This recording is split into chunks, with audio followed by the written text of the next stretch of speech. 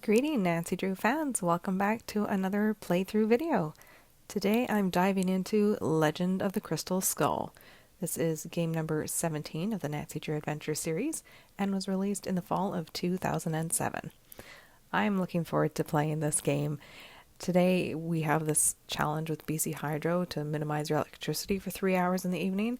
So I've got all the lights off and I've got a candle lit and thought, this is perfectly timed for playing this game.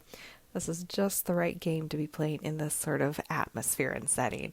And though it's not raining, it is snowing intensely. We're in the midst of a snowstorm warning, and I think I'm going to have a lot of fun just getting cozy in and playing this game. And I hope you guys are going to have fun with me.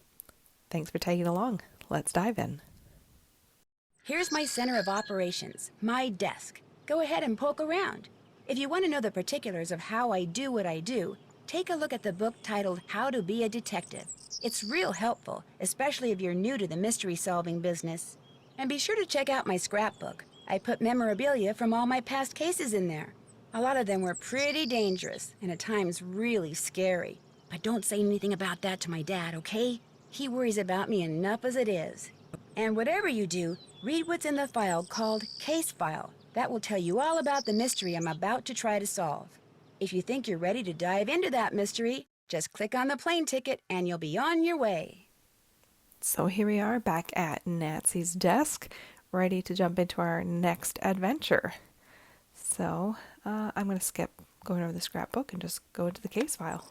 Current assignment. Hey! What assignment? Bess and I are flying to New Orleans for a long weekend of fabulous music, sightseeing, and food. Okay, so I'm also going to visit Ned's friend, Henry Golay, but only as a favor to Ned. Apparently, Henry's uncle just died, and he had to go down there for a couple of weeks. Ned says Henry's a nice guy, but kind of a loner who might appreciate a little company. So, the first thing I'll do is leave Bess at our hotel in the French Quarter and take a cab out to the mansion where Henry's staying. Ned called him and said I'd be coming. But once that's done, it'll be lazy les bon temps brûlés. The only bad news is the weather's not supposed to be that great this weekend. But what's a little stormy weather when you're in the heart of the Big Easy, right? Right. Okay, first thing I reacted to was Nancy was reading the case file out loud. I knew this happened at some point. I knew I wasn't wrong. And then reacted to this because she cut out some of the text that's on the page. She didn't say the when we arrive part. I think she just said, so the first thing I'll do is leave Best our hotel. Yeah. Anyways. So not on a case yet. Alright, senior detective, here we go. Warning, it's best to play this game in a dark room. If it's daytime, draw the shades. If it's nighttime, turn off all the lights. Check. Candle lit as well. I have a story about this actually. University. I might as well just say it now. No, I won't. Nancy's gonna knock on a door. No, I can say it. I thought it was automatic. In my 4th year university, I remember deciding to play this game, and it was likely the winter time because university is often, that time of year when it's dark. And I remember putting in the game and seeing that little warning or ad, whatever you want to say it, that suggestion to turn off all the lights. And I was like, oh, I should do that. So I stopped the game and went and found some candles, lit them, played the game. It was the first time I'd actually done that, and it was really great. Set the mood, the atmosphere was just right. So I'm happy to be recreating that this evening.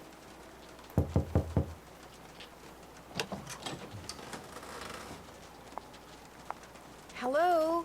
Anybody here? Footsteps? Or footprints? Hi, the door was open.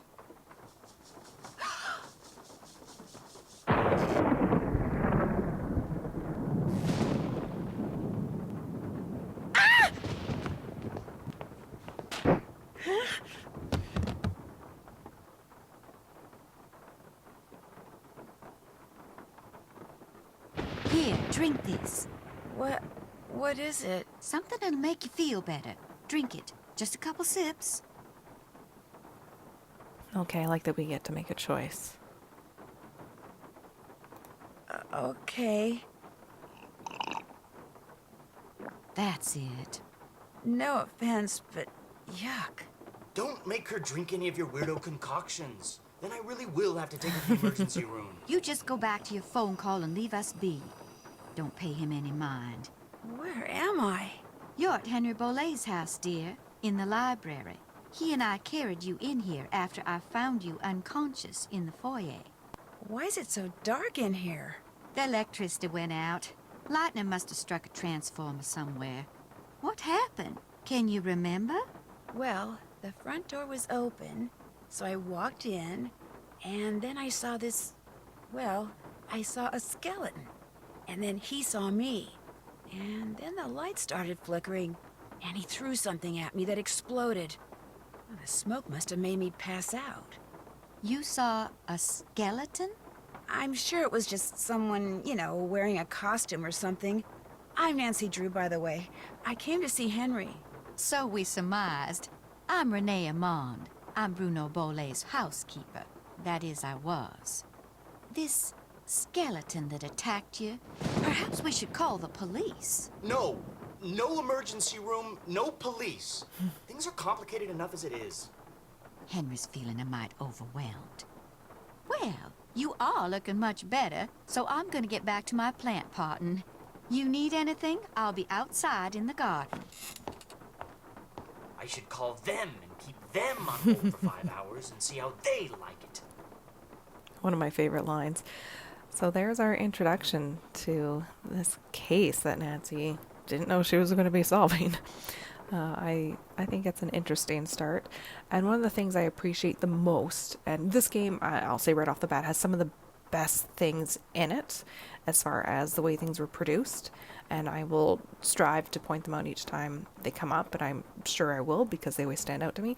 But one of the things I really like at the very beginning here is as Nancy is speaking with Renee, Renee reacts. We see her face change, her expression shift. I think that is wonderful. It's so accurate. It's believable. It's just done so well. So there's a lot of really well done animation included in this game, and that is one of the things that stands out. Just love that. So I'm so glad that that was incorporated. It just looks really good and makes me enjoy this game even more for something that might seem really small to some, but for me is a big deal because I know in previous games they didn't do that, and I would notice it. Like Nancy would be talking with one of the characters and they just sit there, their faces impassive and still, and they're not reacting, and that's always kind of bothered me. So this game really changed that. I think it's just wonderful. And then I love Henry's little note to himself there. Maybe I should call them and put them on hold. I think we can all relate to that. And it's again one of those things that just is very authentic and realistic, and a small thing they've included which they didn't have to, but I think is perfect. It's part of what makes this game really wonderful. So tempted though I am to snoop around a room, if I was here in real life I would talk with Henry first, so that's what I'll do. And here's more of this animation. I love that we see him move. So, Nancy, nice to meet you. Ned sent you here to check up on me, huh? Do you mind? Not really. Ned's a nice guy. I mean, I really don't know him that well, just from school. But when I mentioned that my only living relative just died, he was all like, "Yeah? How you feeling, man? You doing okay? Wanna talk?" Of course, I guess I do come across as a little needy sometimes. Sorry, the grammatical police in me wants to point out that there should be a comma here after the word like. But anyhow. Were you very close to your uncle? Great uncle Bruno, and no, I wasn't. My parents died in a car crash when I was 8. Since I had no other relatives, he took me in, or should I say he shipped me out. Boarding school, summer camp, military school, college. He may have looked after me, but he never spent any time with me. I didn't know him at all. And here's another one of those wonderful things for me to point out is I really like the way that the voice actor is reading this dialogue. The words he's choosing to stress really tell the story. This individual did a fantastic job. That's something that I feel a lot of the voice actors did incredibly well with this game. So props to them. What are you doing, if you don't mind my asking? Great Uncle Bruno named me executor of his estate, Ooh. which means I have to make sure all his bills are paid and debts taken care of so his assets can be distributed. Unfortunately, he couldn't have cared less about little things like keeping records or balancing checkbooks. Dealing with his creditors and their lawyers has been an absolute nightmare. So, thanks for stopping by, Nancy. And now you can report back to Ned that I'm fine and go enjoy New Orleans. Being an executor can be a mighty task. I will be the executor of both my parents' estates, which I'm really dreading. Hopefully that doesn't come for a long time. Knock on wood. There we go. But I've seen family do that, take on that role, and it's a massive responsibility. So my PSA for this game is get your ducks in a row, please, people, because it will make that job so much easier for someone. Good records are important. Make sure people can find things. That's very helpful. Anyhow. No, I can't. Not until I know who that skeleton man was and what he was doing here and why he knocked me out like that. Look, I can understand you're not wanting to call the police, but somebody should investigate. And since playing detective is kind of a hobby with me... No offense, but are you sure you didn't just pass out from the heat and humidity or something and dream that you saw the skeleton dude? This is not even an option, no. I'm positive. Okay, look around all you want. But I should probably warn you, Uncle Bruno was into exotic pets. Didn't believe in cages, so he gave him the run of the place. And just because he's dead doesn't mean they are. So if you're gonna go poking around, be careful.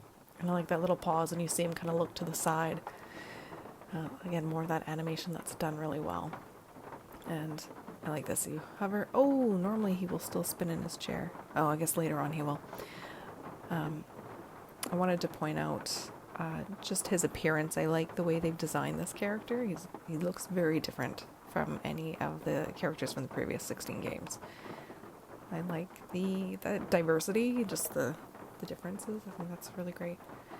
You know, not all the characters are carbon copies of characters they've made from previous games.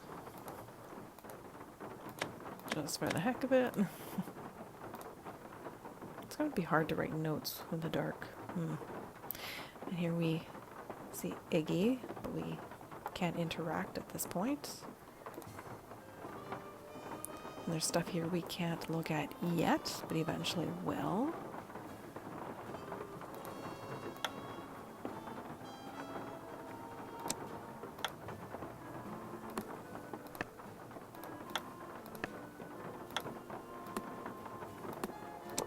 There we go.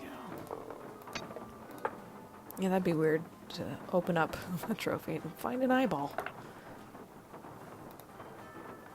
Glass or otherwise.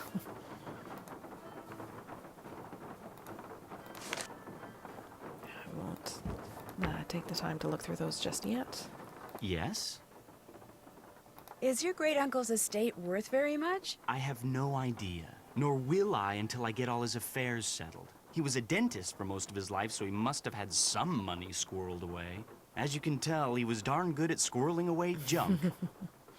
Yeah, so while I've got him looking at us, so we see he's got the eye makeup, which isn't typical of characters, male characters in particular.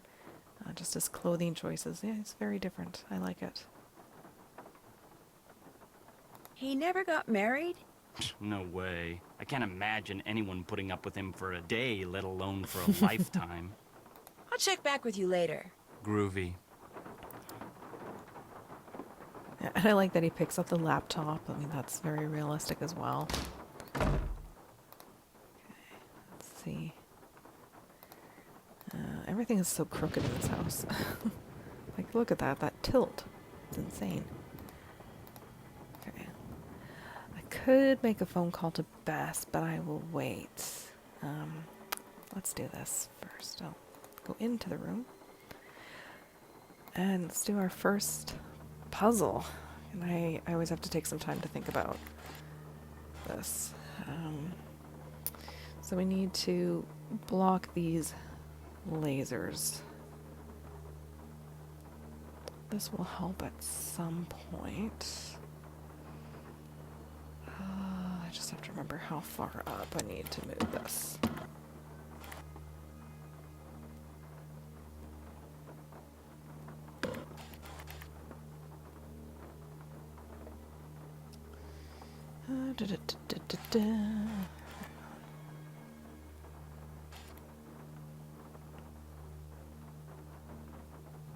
Really have to think about this.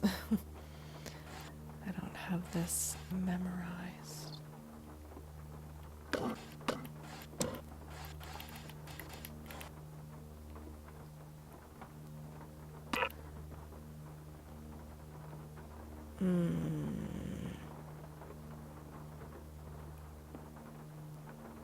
Yeah, this one I'm not going to move right away.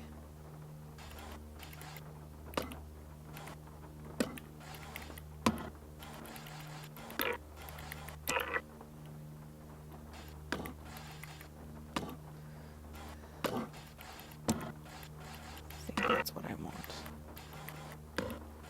I'll give it a try.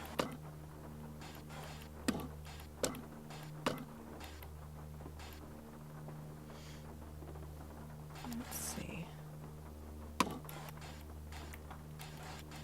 I might be doing this wrong.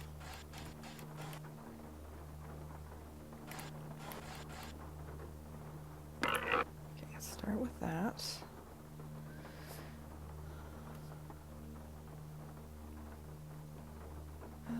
Yeah, I feel like I did this wrong. I need to get these marbles lined up better.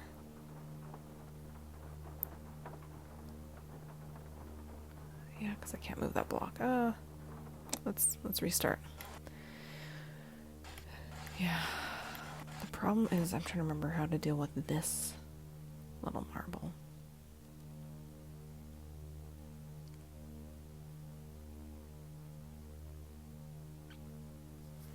Yeah, how do I move this one? Shoot.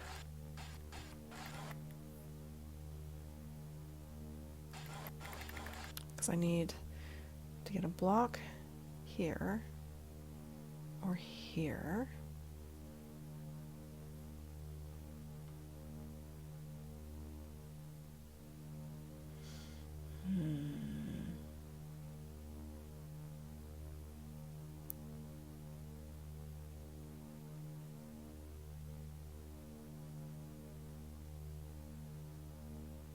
Oh, how do I do this again? So this is going to be the time-consuming part of this. I'll probably fast forward through it when I edit this video.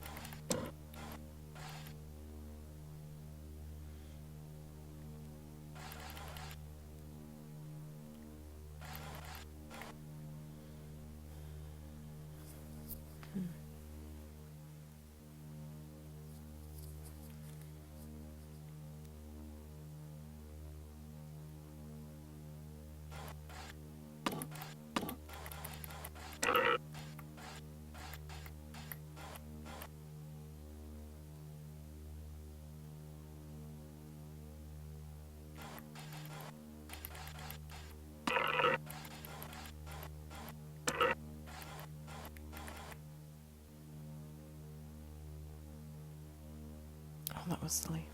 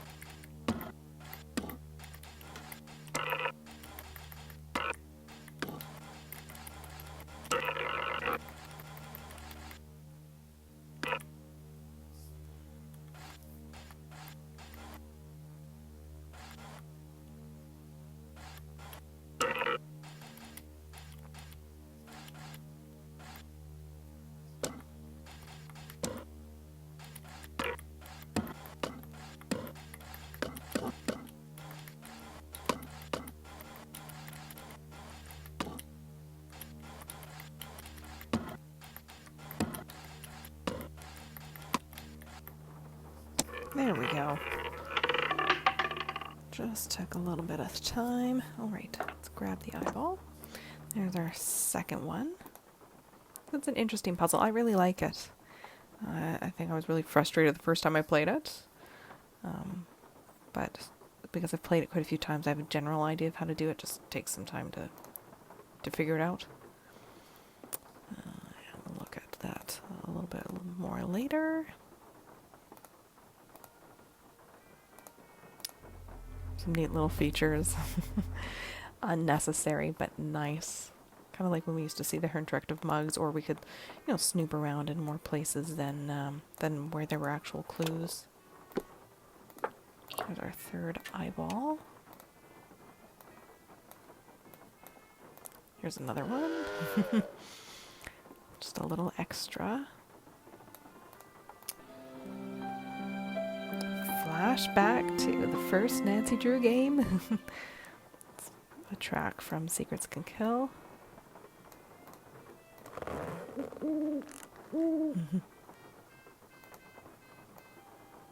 Oops. So here's an upcoming puzzle. Anything else here?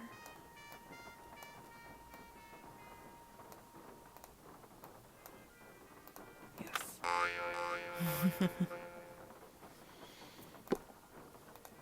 Okay, so there's our cemetery model.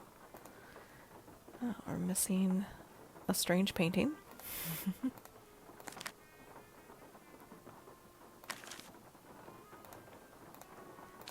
There's our receipt for Zeke's.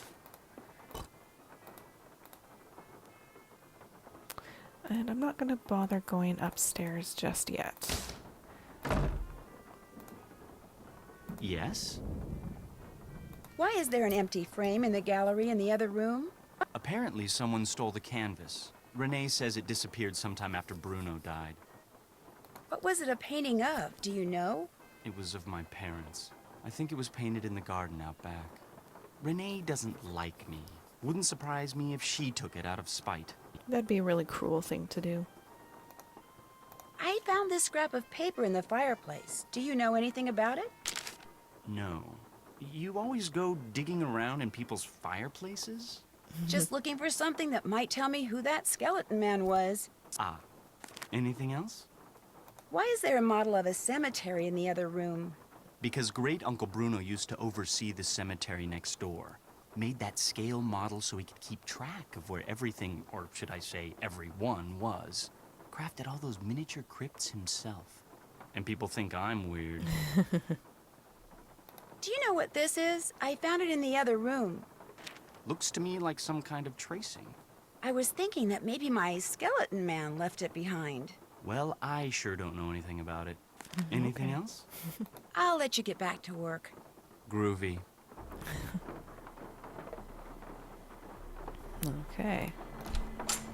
So let's go outside and speak with Renee. Nancy, Welcome to my little lantern-lit corner of the world. Looks like you like to grow things. I do indeed. Herbs mostly. And because I'm in constant need of 'em, I grow 'em in pots. There's nothing quite like cooking with fresh herbs, that's for sure. I don't use these herbs for cooking, darling. Did you and Henry have a nice chat? And she just leaves it at that. Did I detect a little animosity between you two back there? Henry's a very morose, very negative young man. Very cunning, too. In fact, I'm fairly certain that he's been selling off Dr. Bolay's belongings on the sly. So I'm going to go with this option because it's a good way to educate people a little bit about how probate and an estate works. Won't all of Dr. Bolay's belongings go to Henry anyway?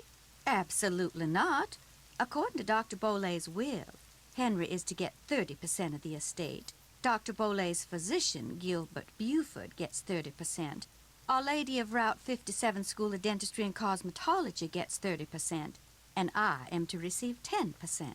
Okay, it doesn't talk about probate, but it does explain, or at least expands a little bit about how a will might be divvied up to more than one person, or more than just the family.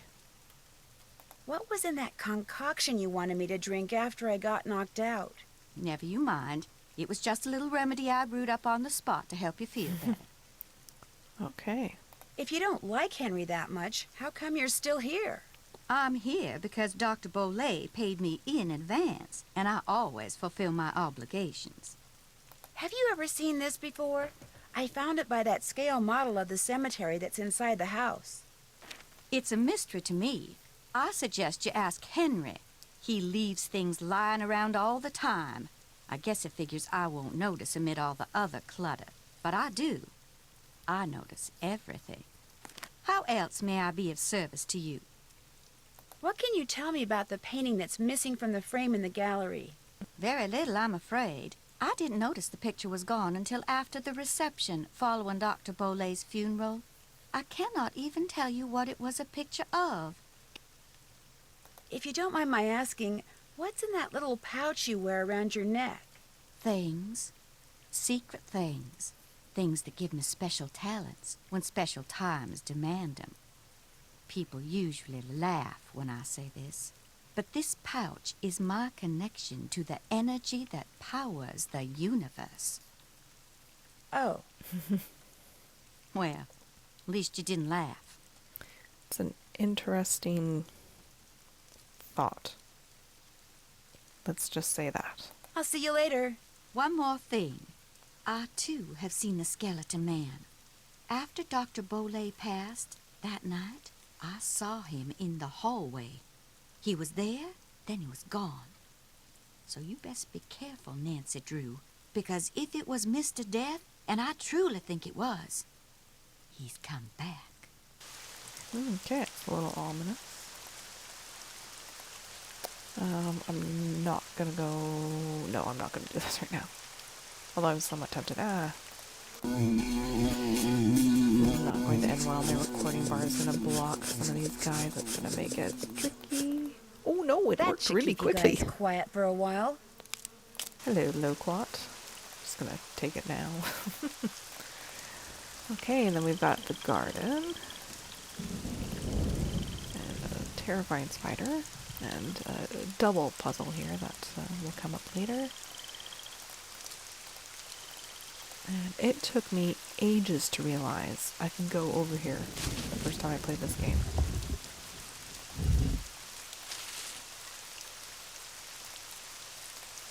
Oops, step back. I like the fireflies, it's really cool.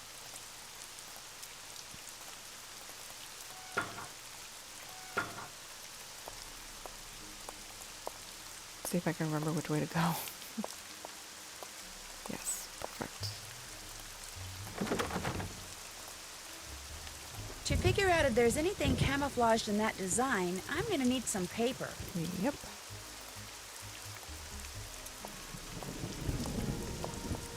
Okay, so I sort of triggered what I needed to there, and I'm gonna climb up here, and, you know, just because, we're gonna take that. There's that painted conch. which will come up later. I like that they're already in the yard, in the garden. See if Henry has anything more to say.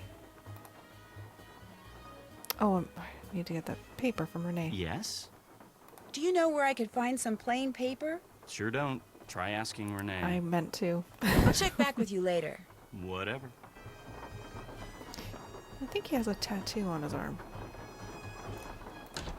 I've noticed it before, but tend to forget to look for that again. Hello later. again.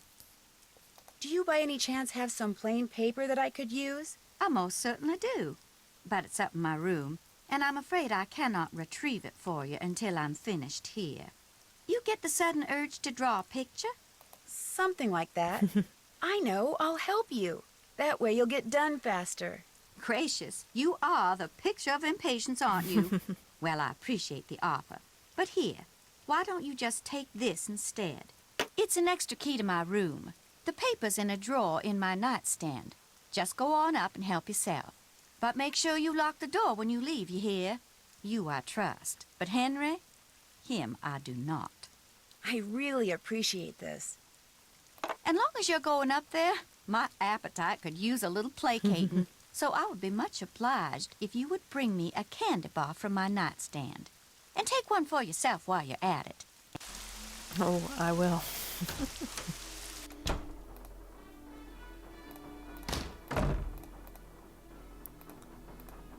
Come on, there we go.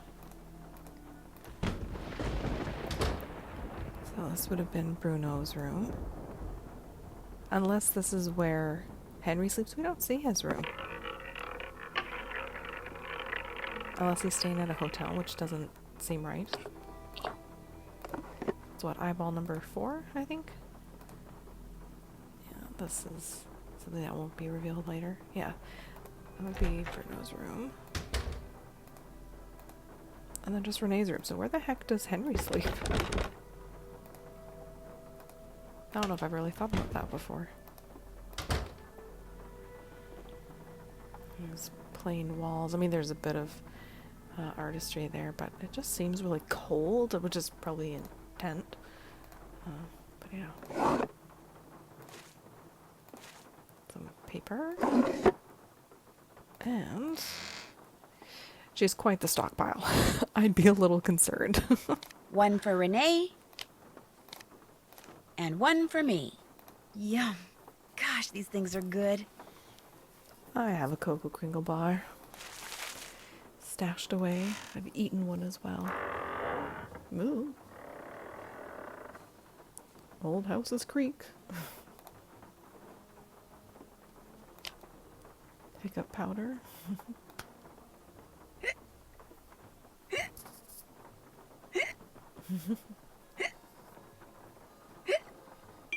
Hate the hiccups.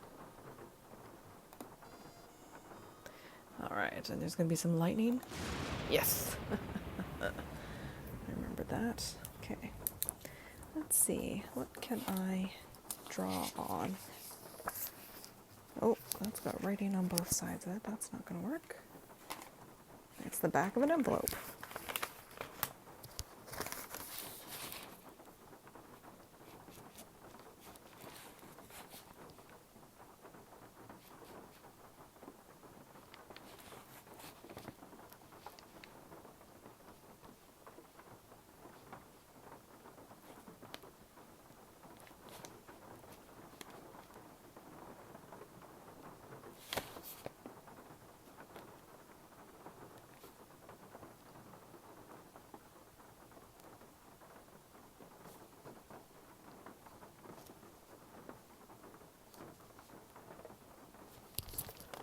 Okay, that wasn't too tough. Despite how dark it is in here. And then I think we'll get more lightning. Yep. This goes back to Last Train to Blue Moon Canyon. This would be one of the dolls that Camille Voulet had been collecting. And we've got this trunk. Okay. Let's see. Yeah, might as well do this now. These I don't have memorized, so that one doesn't get used for anything. This one be there. Okay, maybe that's the one I work on.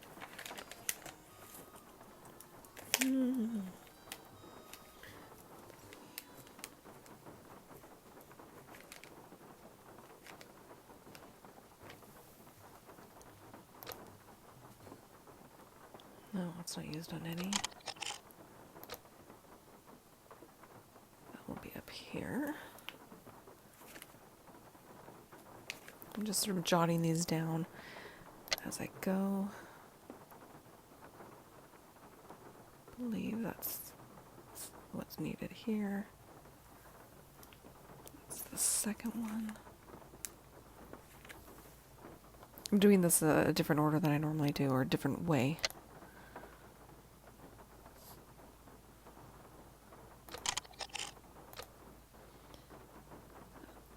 It's likely for here. 7.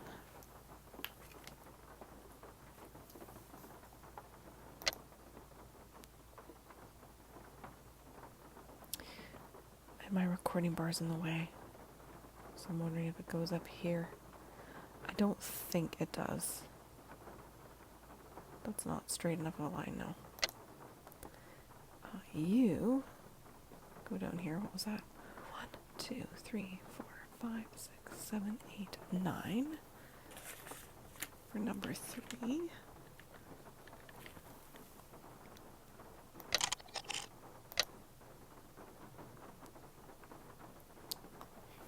We'll go for number 2. If you guys are wondering what I'm mumbling, that's 1, that's 2, that's 3, that's 4, and then I also number these.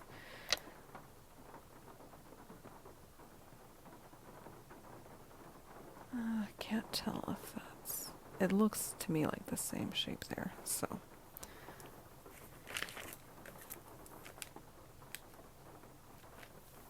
It gets a question mark, just in case.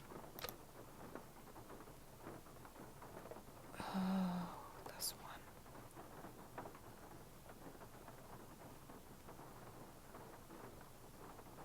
Might be for here.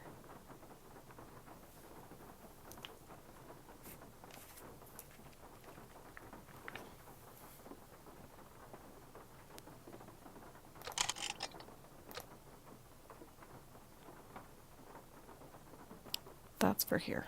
Oh, it's definitely for there. 11, 12, 13, yep. Which means there's a lot that I've added that don't go here. Oh, that's for 4. Oh, goodness, I'm putting these in the wrong spot. I'm going around this way. Oh, I've just confused myself. It's fantastic.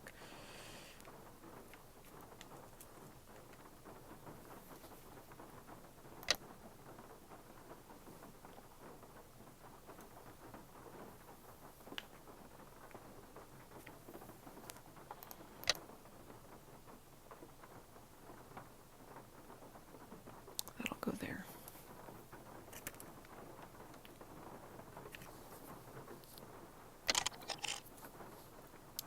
Okay, well that's gonna go with 3.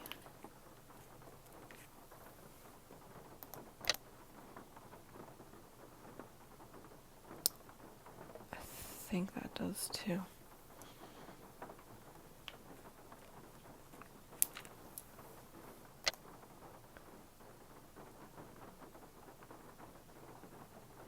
Oh boy. I can't tell what this one is on its own.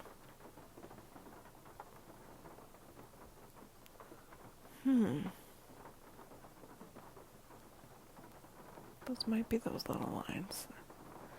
That actually makes sense.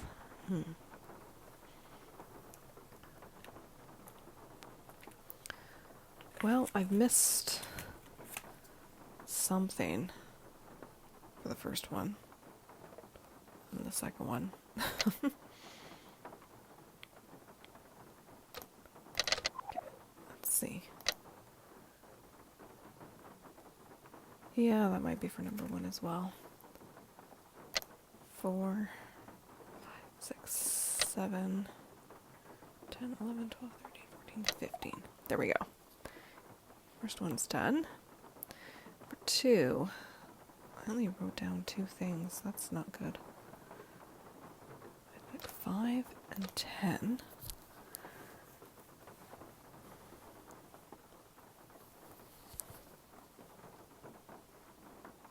I only remember which ones I debated about. Well, might as well just go through them. Okay. No, not 2, which also means I can... Nope, that's correct for 3. Number 3 isn't used for anything. How about 4? 5, yes, 6.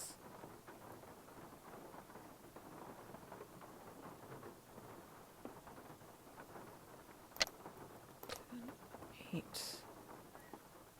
8 might be part of it.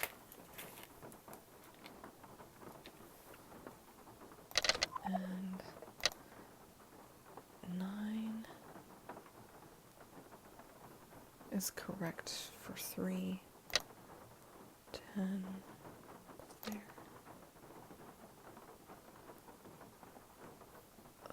11. Okay, that goes in number 4 as I rewrite my earlier errors.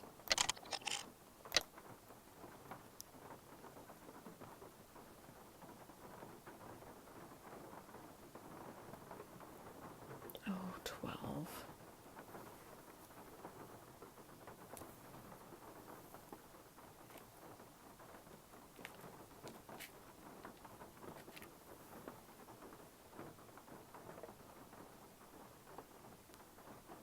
I mean, 12 might be what I need also for this one.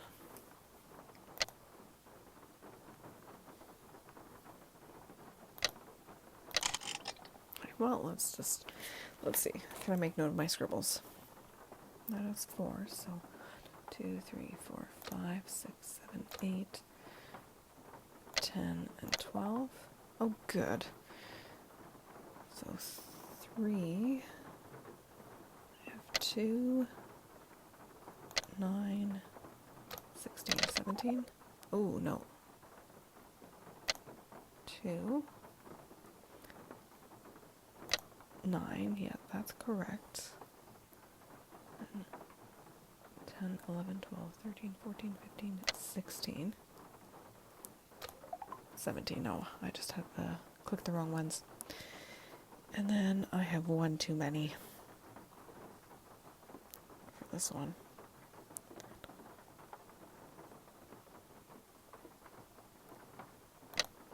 11, 12, 13, 14, no. That's 19. I should have paid attention to what the other ones were. Ah, that's not 12. That's okay, it's not 12.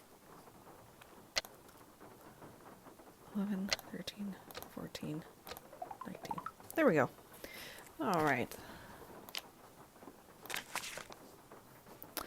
Okay, and now I have the translations to those symbols that I drew down from Renee's wall.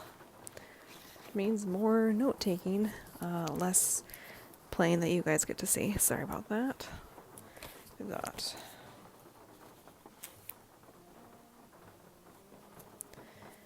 Ba, Za. Where's the angry face? It looked like an angry face before. Lu.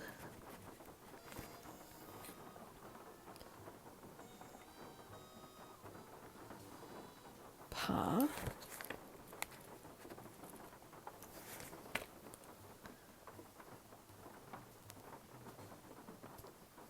D.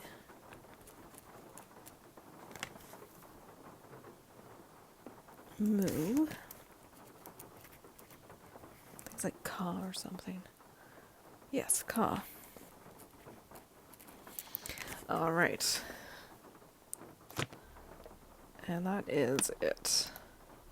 Move on from Renee's room. Go bring her the sweet. The chocolate bar, or candy bars, as Americans seem to refer to them. Is that actually a thing where you guys, for those who are Americans, it's candy bar always? Do you ever use the term chocolate bar? That's what we say in Canada is chocolate bar. You bring me that Cocoa Kringle bar like I asked? Mm-hmm. Right here. Bless you. I'm so hungry I could devour these plants I'm potting up, dirt and all.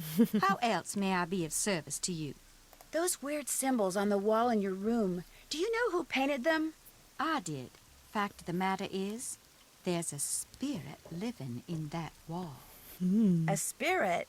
Got a voice that'd send shivers down the spine of Dracula himself.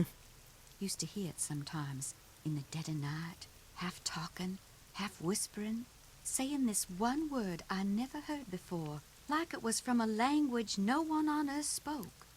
And suddenly, I knew. The spirit was trying to cast a spell on me. So I got me a book and found out that by painting the word I heard on the wall, syllable by syllable, in hoodoo signs, I could counteract the word's power. And you know what? The spirit has not spoken that word or any other since. What was the word? Darling, a sack full of water moccasins couldn't get me to say that word out loud. Nor will I write it down. No, sir. Not ever, ever, ever. I'll leave you to your potting. Come see me any time. Yes, well, if you know the story, she's not hearing that word just because of the timing of everything. Okay, yeah, I was going to call Bess, but no, I have the paper. I should go and do those tracings. I'm just going to skip that one section over on the right.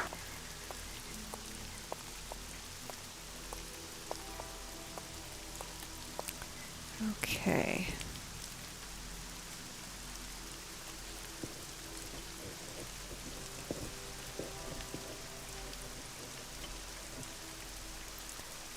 This one I don't have to do twice.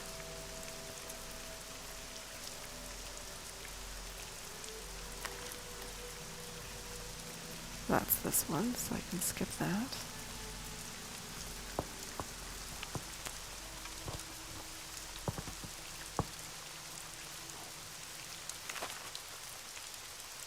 And then this one.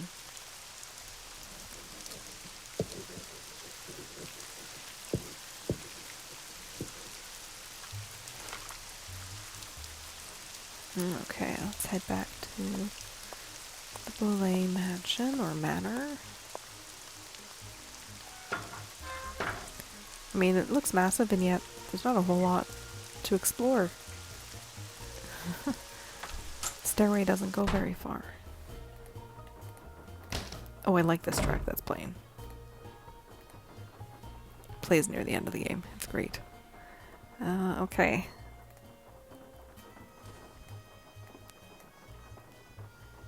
No, wrong one. No. This one. Okay. Let's look in the inventory because I don't have these memorized. Okay, coffin with these really square flowers. Already correct. Crow in this one.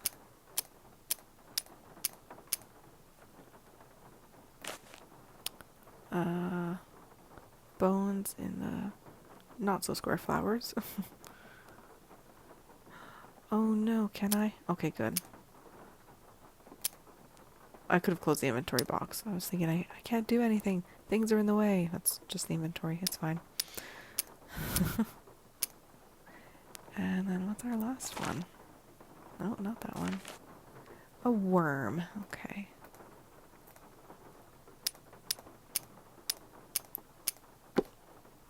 And here we have a key. And we get to go back to where we just were. There is an awful lot of back and forth in this game. I I'm not actually as bothered by it as I am in other games, and I think it's because this one's actually fun. Or the upcoming ones, not this one necessarily. This one is just sort of time consuming. Oh, poor Henry. Tough times. Poor kid.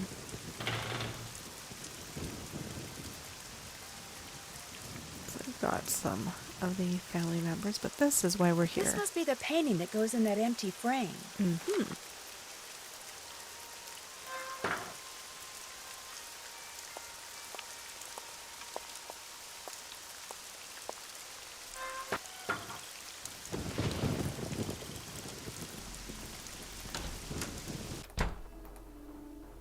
Just pretend I didn't see Henry crying. I think he'll appreciate that.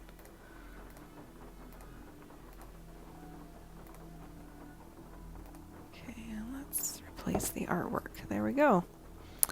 There will be more to do here. I'm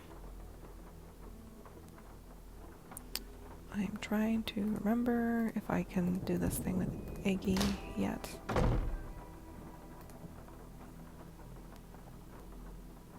No, apparently not. That's alright. It means it's time to call Bess and get to more of the great stuff of this game.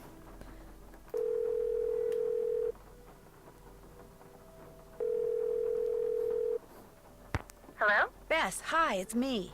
Hey, Nance. I just got back from shopping, which I am happy to report is fantastic here. So, what's going on with you? A lot. A lot is in a whole bunch of fun stuff? Let me start by telling you what happened when I arrived at Henry's house. I walked up to the front door and discovered it was open. So I walked in. You were knocked out by a skeleton wearing a red ascot? Someone dressed as a skeleton wearing a red ascot. Although the housekeeper here thinks it really was a skeleton, Mr. Death. But then, she's a little strange. You think it was a burglar? I'm not sure. I caught him or her sneaking around this scale model of a cemetery. And later, I found a tracing of something right by it. So if I could just figure out what it's a tracing of, Alrighty, Dan. and what, if anything, it has to do with that model cemetery, I might be able to figure out who Skeleton Man is. I know that tone of voice. You're not leaving there until you've done just that, are you? Oh, I also found some kind of receipt in the fireplace that may or may not be a clue. What's it a receipt for? That's what I need to find out. See, it's half burned up. All I can read is the receipt number and the name of the place it's from. Zeke's. Zeke's? You gotta be kidding me. Why? What do you mean? I mean, I'm sitting here on our balcony in the French Quarter looking down at a place across the street called Zeke's. That's great.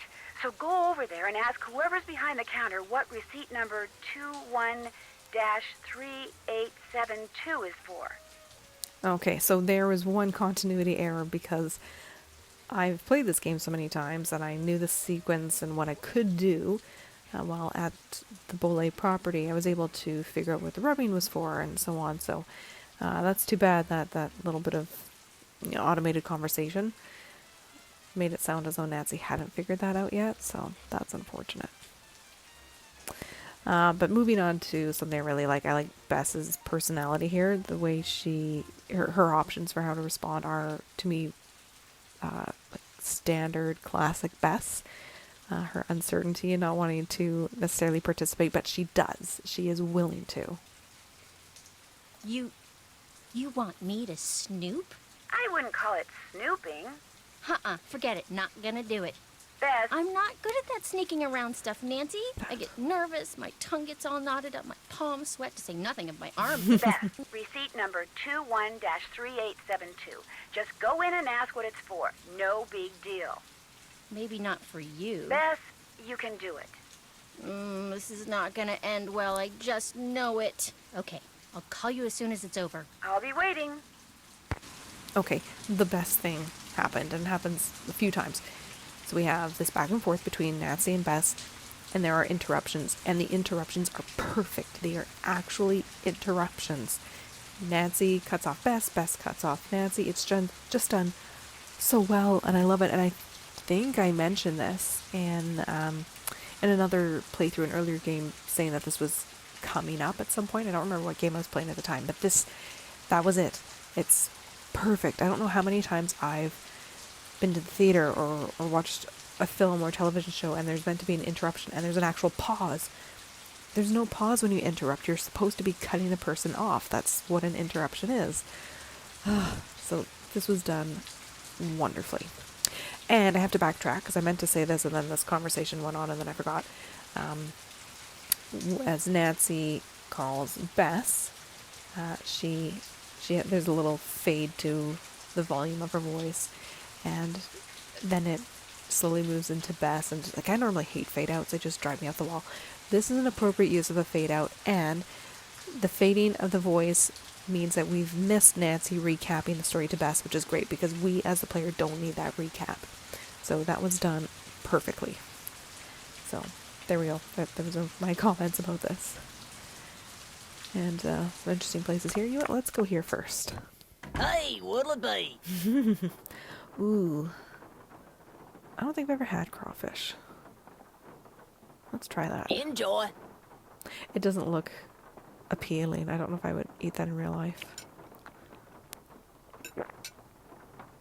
That was yummy. Anyways. Jambalaya is great. Gumbo. Yeah. That looks like ska food. Like the E, that part of the line of the E is just so faint. Anyways. Instead of messing about, let's go over to Zeke's. This is quite the interesting shop. I think I was actually kind of disappointed by it when I first played the game. No, I don't want that one. No. No. No. Yes. Just so Bess is aware of it.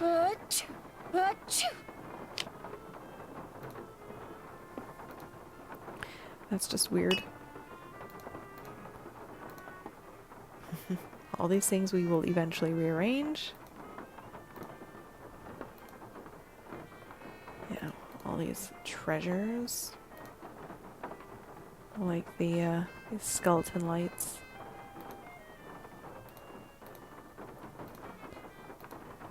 Mystical toast. I don't know what to make of that. It just looks like it's burnt with weird shapes. Impressions on them. Hey, doing a little end of the day shopping, huh? See something you like? I really like Lamont. He's a great character. They are all so great in this game. I like everything. That's what I want to hear. I'm Lamont. This is my place. So if you got any questions, I'm the guy to ask. Actually, I do have a question. This friend of mine found the number of a receipt that came from this shop, and she asked me to ask you what the receipt is for. But if you're really busy, or you'd rather not, or it's against the rules... No problem. What's the number? 21-3872. 21 love this. 3872. Let's close Here up we on go. Lamont. That ticket was for a large box of assorted unknown items I bought from Henry Bolet.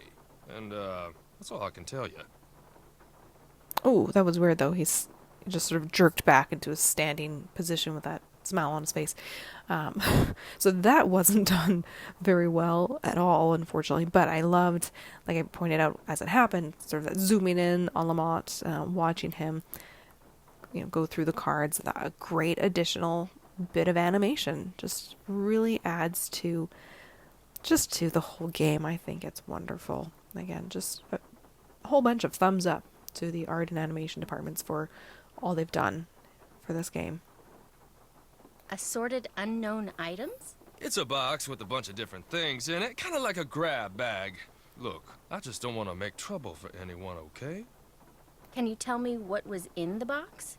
It's still in the back room. I haven't had a chance to really go through it yet. Hey, is there something else I can help you with? Beads, hula dolls, old books. Got great deals on all of them. I keep recognizing his voice. Oh, Phantom of Venice, he's coming up at the dance studio. Possibly other characters from before now, but yeah, I picked it up there. Is Henry Bolet a friend of yours? No, I met him at the reception at Bruno's house following the funeral. Gave Henry my card, said when he wanted to start liquidating, he should give me a call. I also meant to mention in that last bit of conversation where he's changing the subject, again, I really like the way the voice actor read the dialogue. It's just done really well. There's character there. You know, there's a story behind those words, and the way that he's read the words is effective. It shows that there's some feeling and thought behind them. He's not just reading words off a page. Was Bruno a friend of yours? Way I hear it, Bruno Bollet didn't have any friends. But I wish he had been my friend. I mean, that house of his is filled with junk. He kept everything. For someone in my business, the place is knick-knack heaven. Seeing as this place is called Zeke's, and it's your place, shouldn't your name be Zeke? The guy I bought this place from wouldn't sell it to me unless I swore I wouldn't change the name. So I didn't. Funny thing was, his name wasn't Zeke either. Again, great emphasis and choice of how he read that dialogue. Makes me chuckle. Just the delivery was really good. What's up with all those bottles of weird stuff over there? Hoodoo's something some of the more superstitious people around here practice. They think if you mix certain herbs and roots a certain way and drink them, or carry special objects around in little mojo bags, it can give you a supernatural edge in your daily life. I'd probably poison myself. Hey, I hear you, but I can't knock it, because let me tell you, the stuff I got in here sells like hotcakes. Somebody thinks it works, so hey, who knows? Maybe I'll have another look around in here. You got a question, just holler.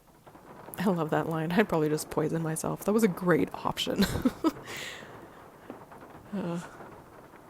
Okay. I need to call Nancy. And then I think hop right back in there.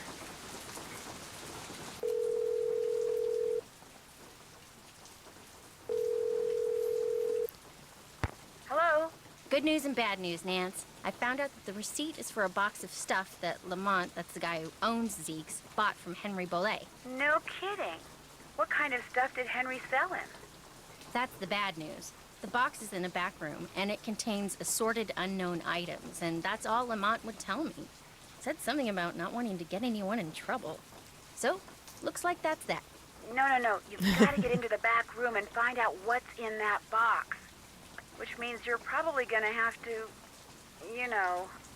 Oh no, I'm not going to snoop, Nancy Drew. I told you, I'm a lousy snooper. You've got to, Bess. The place could close by the time I got down there and tried to do it myself. And knowing what's in that box could be really important. Could be? I'm supposed to risk life, limb, and liberty for something that could be important? Yes, Bess, please, just find a way to distract this Lamont guy. Look through the box and leave. You can do that, okay? You owe me, Nancy Drew. Oh, do you owe me? You're the greatest. You really are. Okay, and enter pretty much my favorite part of this whole game.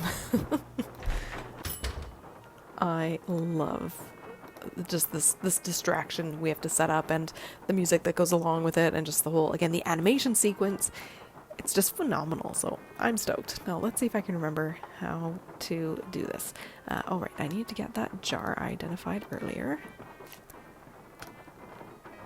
I guess I should do this first. This might come in handy. Mm-hmm. Oops, let's not leave.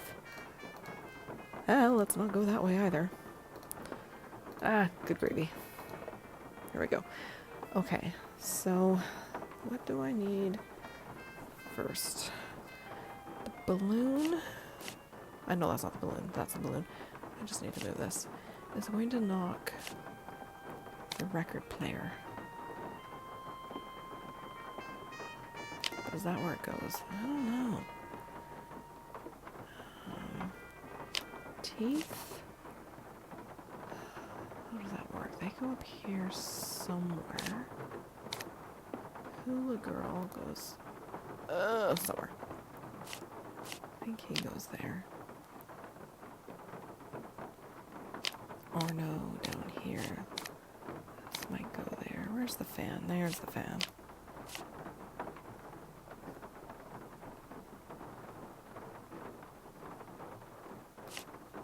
This will go here. Books need... go somewhere. Shoot.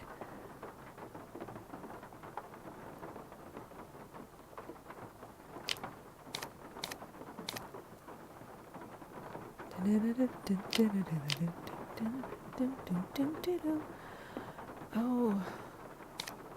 Why can't I remember more of this? Oh, hang on. You, go there. You, go here. I need the bottle.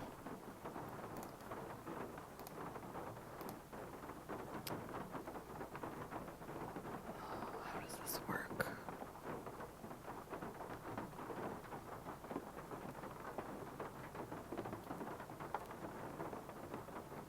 Oh, man.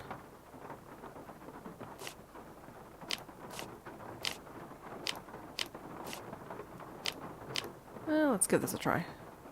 Although I feel like I'm missing something here.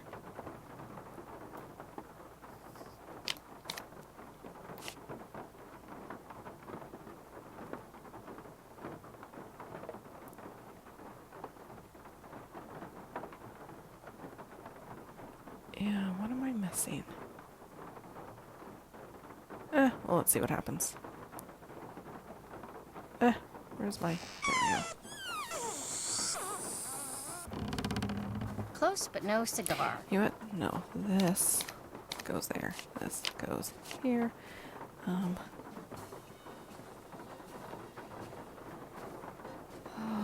this I know is in the wrong order.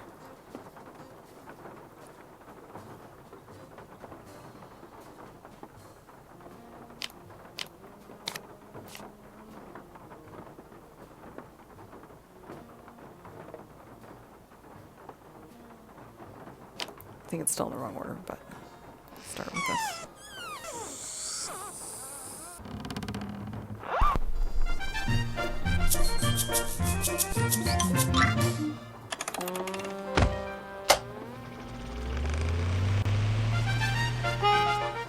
That doesn't quite cut it.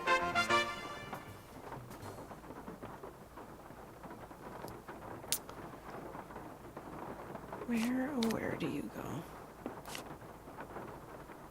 Oh, yes, because that has to pop the balloon. Okay, let's try this now. I have a general idea.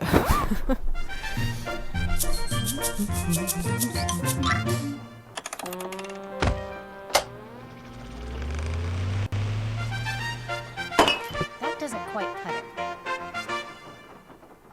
Okay, so maybe these two get swapped.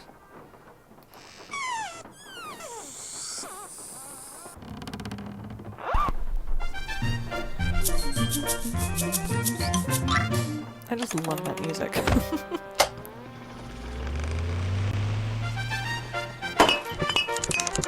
That doesn't quite cut it. Okay. If I move this... Hang on, I'm just wondering. No, that does have to go there.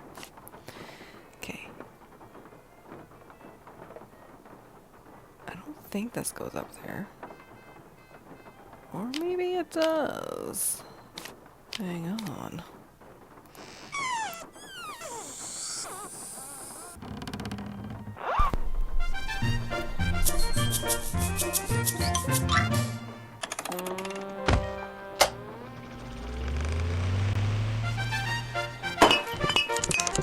Well, I've got the right idea.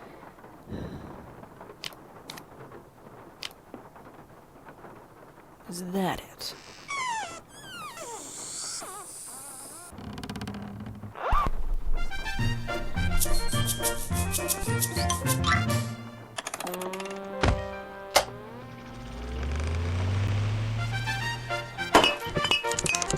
I'm getting there, I think.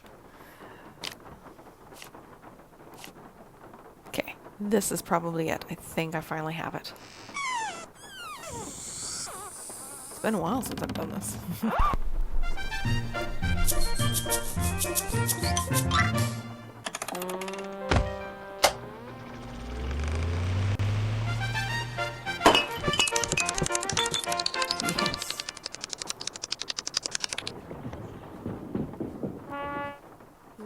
Yes. Phew. There, that should do it. Lamont, could you help me? Sure, what do you need? I can't quite reach that bottle up there. Could you get it for me? Sure. Little does he know.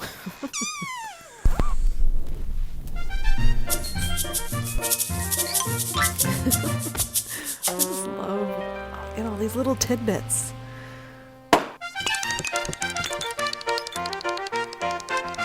Yeah. Oh, it's just so great. Oh no! Oh my gosh! Oh shoot! I'm sorry. I'll go get you something. What do you need? Nose spray. Back room. No spray, back room, got it. Great, more animation. Just, it's so good. There's toast. Cute dog.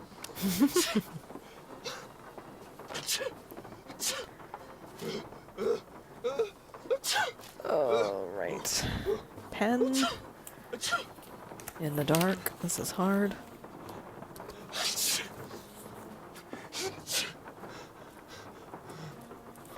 Bess would not have time to do this, let's be honest.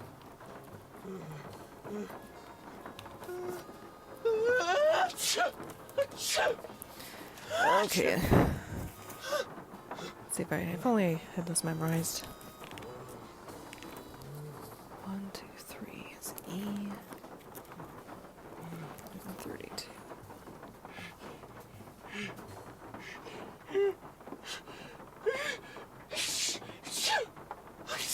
23.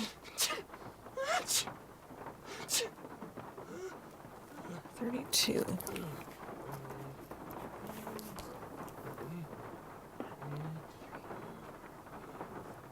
8 is an E. And then a 3 next. 2, 3 is an N. 2, 3, 4 is a U. 8. 8 is an N again. 14.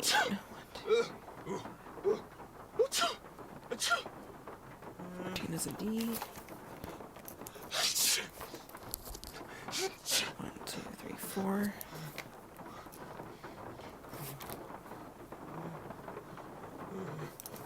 1. And then 12. Oh shoot, my cursor moved. It goes there. 2, 3, 4, 5, 6, 7, 8, 9, 10, 11, 12.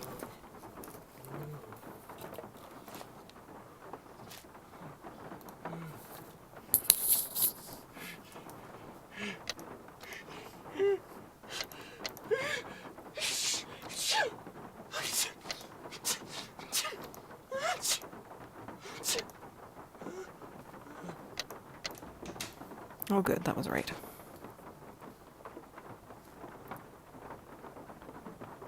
Whoa, this is weird. I better call Nancy and read this to her word for word. While you're still in the back room. Wow, Bess, that is weird. No, I'll tell you what's weird. The box the letter is in is padded, and it has this round indentation in it that's the exact size of a human skull. It's like it used to contain a skull, but now it doesn't. Did you find anything else? Yeah, inside the box that this box is in, there's a couple of photographs. One's of a boy and a dog, and the other is of an iguana dressed up like a pirate. What? And there's a costume in the box of a skeleton man. Really? Thought you'd like that. Good job, Bess. I'm gonna poke around here and see if I can find out anything about a skull called the Whisperer. You better go take care of Lamont. Would you believe it? The guy is still sneezing. He must keep nose spray around because something's wrong with his sinuses. Oh, he's gonna hate me. Okay, and there we go, and we get a little bit more time back here. We don't have to call Bess again for a while, and in some ways this sort of sets us up for the rest that's to come.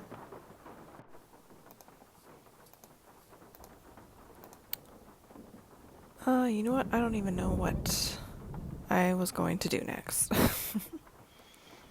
I guess I should talk with Henry about that receipt. Yes? Or I won't. I'll stop bugging you now. Whatever. Okay, so I'm all prepared to move on, and yet I can't think of what I have to do. Maybe I have to get Iggy. Ah, here we go. This will help. What was that? That was Uncle Bruno's pet iguana, Iggy. He's always in here stealing paper. He must be using it to build a nest or something. Look, I had all those books arranged so they fit perfectly in that box. Put them back in, okay? I don't have time. I just want to look through this one book. Ah, yes. Go right ahead. After you put all those other books back. Of course, I kept thinking I have to do all those things to find eyeballs, forgetting that it all starts with that book. Okay. This book right here. So this is sort of a classic puzzle. We've certainly seen this before. And there are a few different ways you can orient the books. There's not just one right way to do this.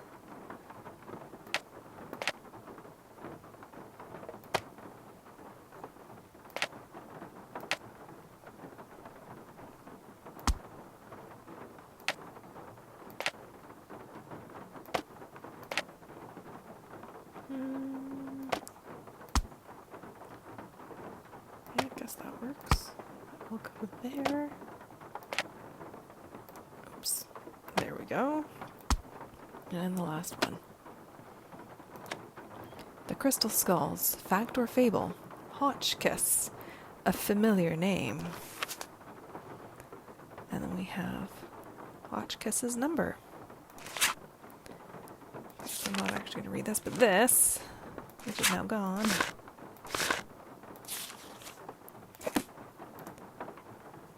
So, let's give Henry some privacy and make a phone call to Hotchkiss. Fantastic Professor Hotchkiss. Yes, hello?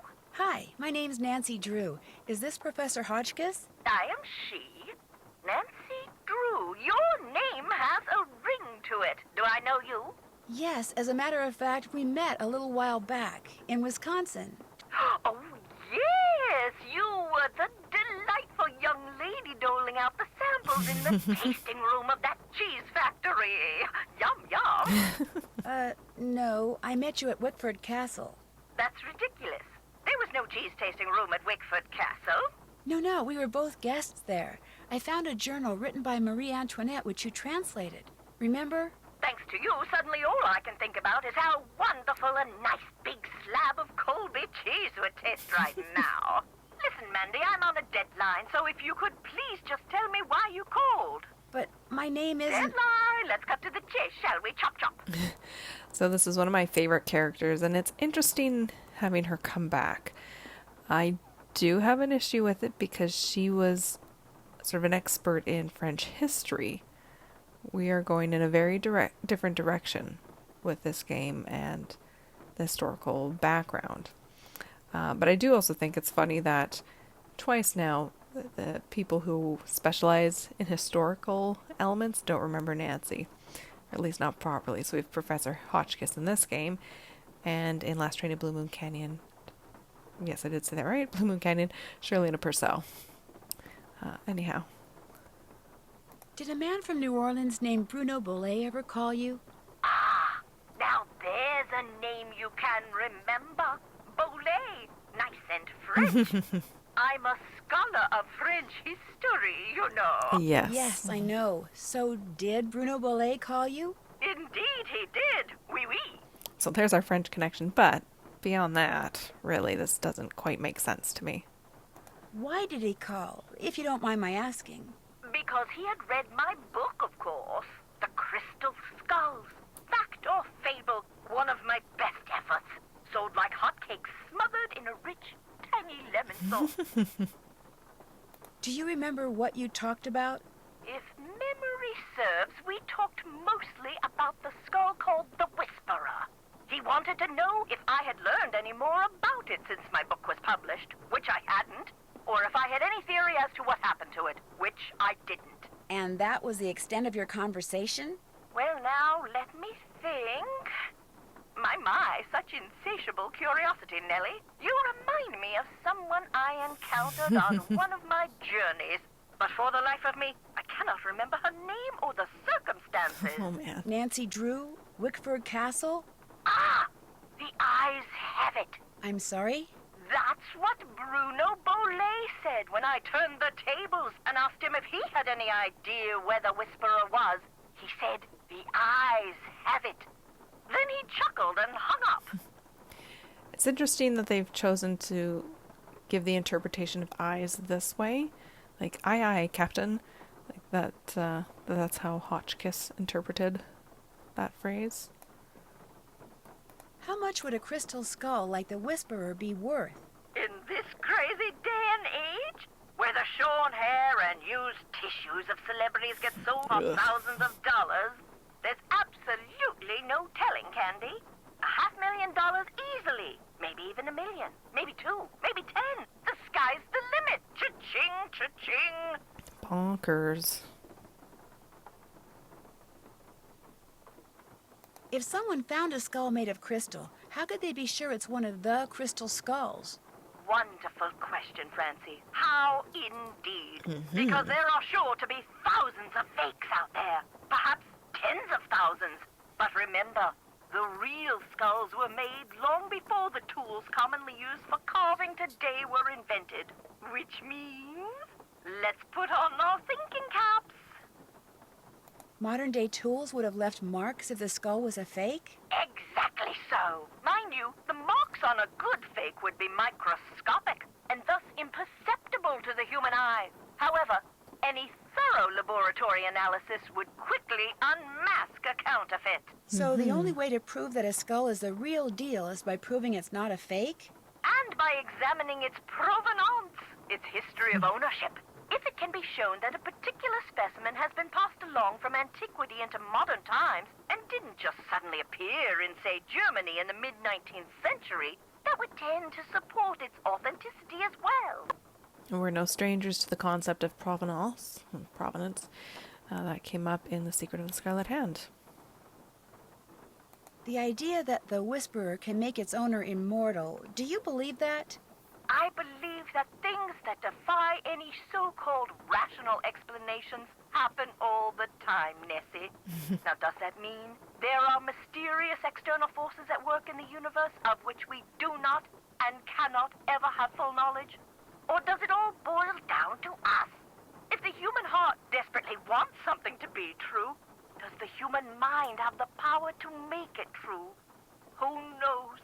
Oh, questions, questions, questions. Oh, how dreary life would be without them. In your book, you said that all the people who've ever owned the Whisperer were murdered, yet Bruno Bolet dropped dead of a heart attack. Are you saying the Whisperer was in his possession after all? The scallywag! Why didn't he tell me that? Oh, that's right, I would have hung up on him. Well, if that's the case, then I strongly suggest you take a close look at his so-called heart attack, Sandy. Because if he owned the skull and he died, I guarantee you it was at the hands of someone else. Or my name's not Beatrice Gertrude Winifred Hotchkiss.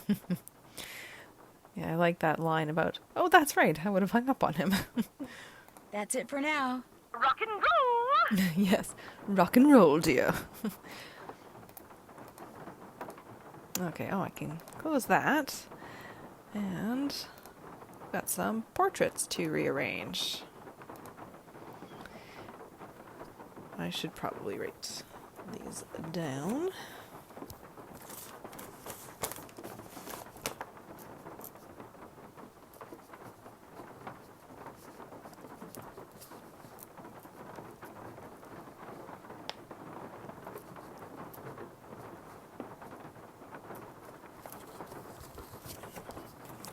Okay, let's not put these back to the side where I can't see them. Okay, go away. So, T. This is going to be an L. Toothbrush. Lollipop is going to go here. Oh, I never remember if that's an axe or a hatchet. think that one's hat. This would be axe. So it would go here. That's B for banana. That's a monkey. Umbrella. Is that a poodle? Something like that. This will be a fan. So that's a hat. There we go. Excellent.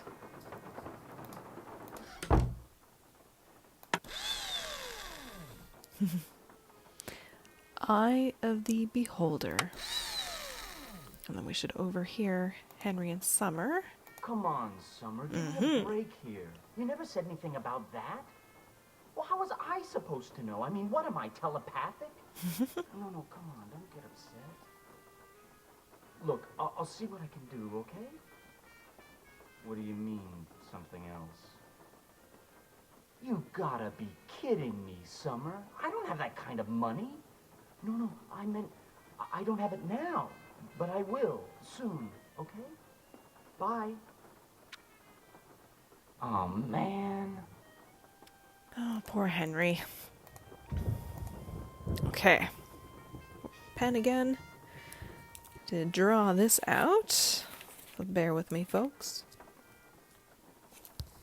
How many? 1, 2, 3, 4, 5, 6, 7, 8.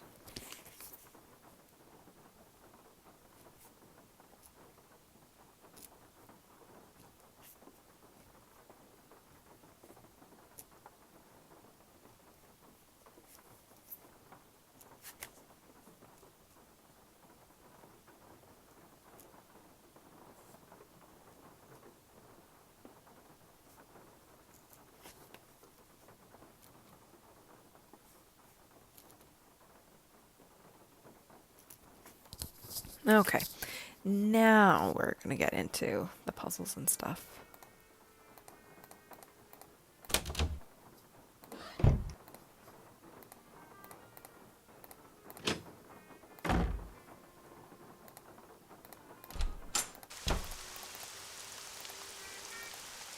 Okay, it'll be 1, 2...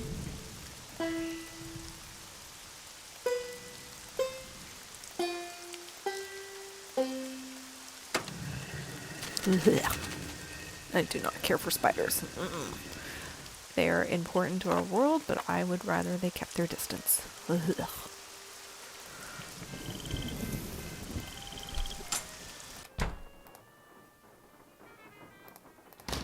just give me the heebie-jeebies.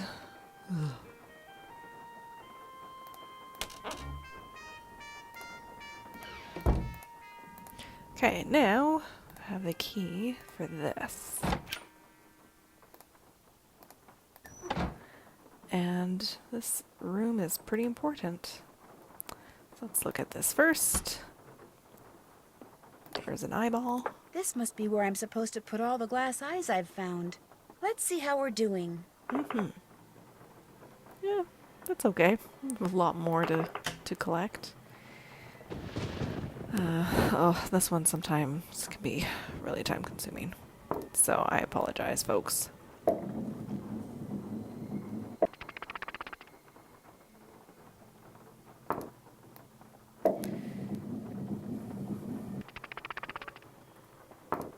You can get an Easter egg. I'm not aiming for it. Ah, shoot.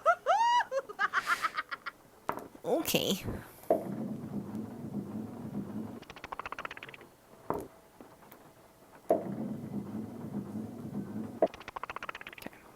That's better. I don't remember. Oh, clearly I don't remember. Okay. I'm just not going to worry about the middle one because I'll probably continuously click it or land on it. It's the easiest one to get to again.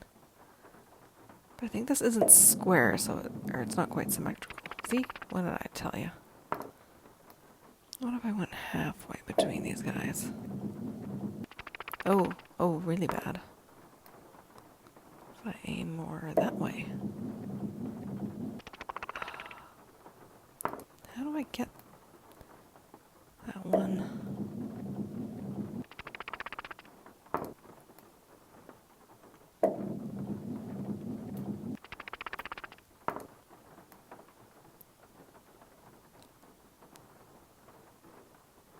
I do more like halfway? Not quite halfway. Oh, criminy. Oh, there we go. Can I do that again? Wonderful. And then just do that to get the middle one. Oop, there we go. Alright. Top row done. Now I think if I do this, it bounces back. Yes.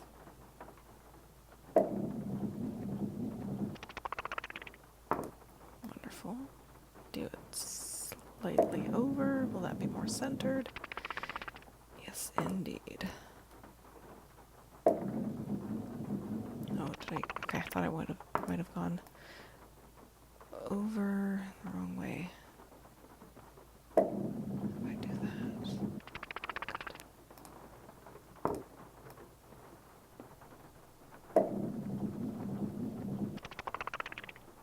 All right. Easy ones.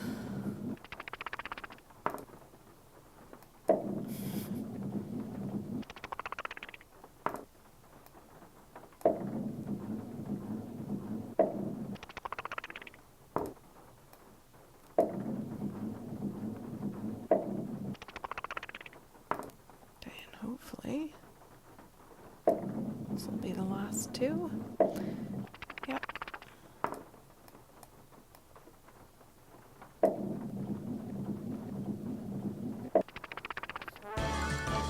Ooh, fancy music.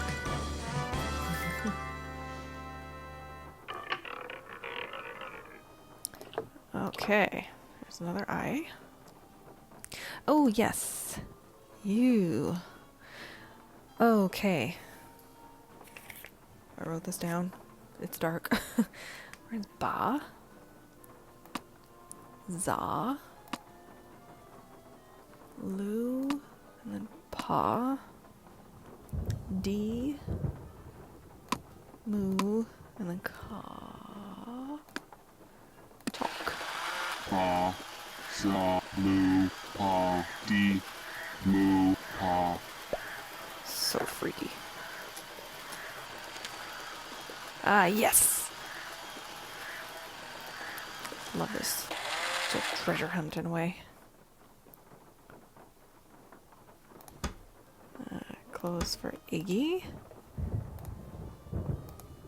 Iggy, come here, Iggy. Got something for ya.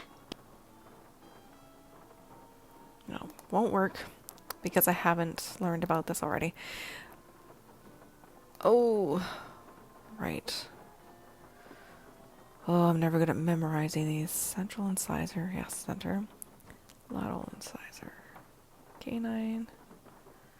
First molar, second molar. Okay, baby teeth are easy.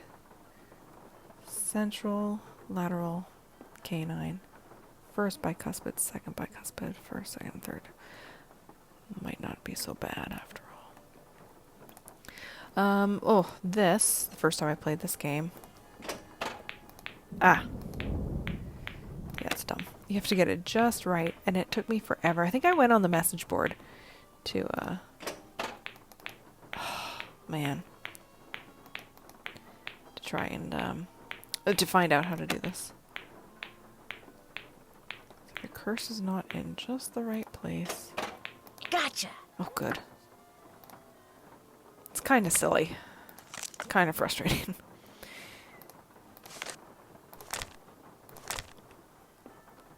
May 31st? That's today. Scuttled bones at Rampart and Dumay. Yes, this is super useful. Just flip through it so that it... Oh, actually, I'll jot these ones down. Oh boy.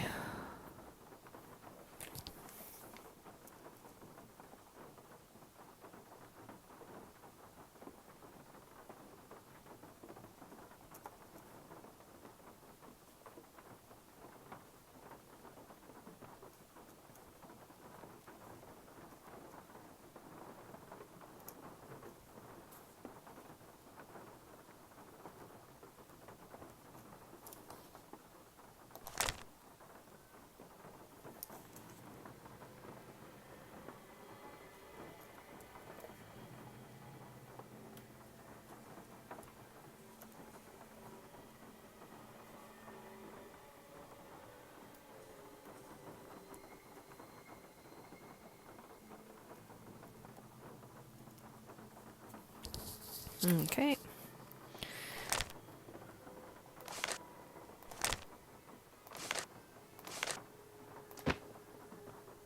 Okay, now it's part of my inventory. Jolly Rogers in this photo. Bruno, as usual, a good time was had by all. Your friend and fellow Jolly Roger, Gilbert. Okay. And then, where's that coin? Another eyeball. And then we need these musical notes. Middle C.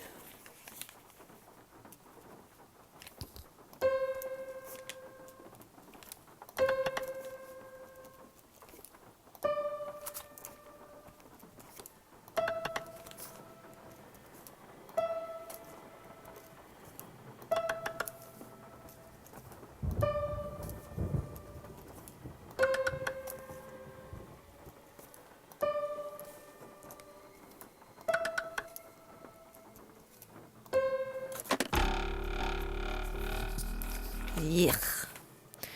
But that gives us a clue. Where's the spider? And it's going to give us an eyeball. Yuck. Okay. So I'm going to leave this room. And I definitely thought I was trapped in here the first time I ever came in here playing this game. It took me a long time to realize I could click up here. That this is a hot spot. Okay. What to do first? Oh, I didn't look at the time. The stories. I guess I could do that. Okay.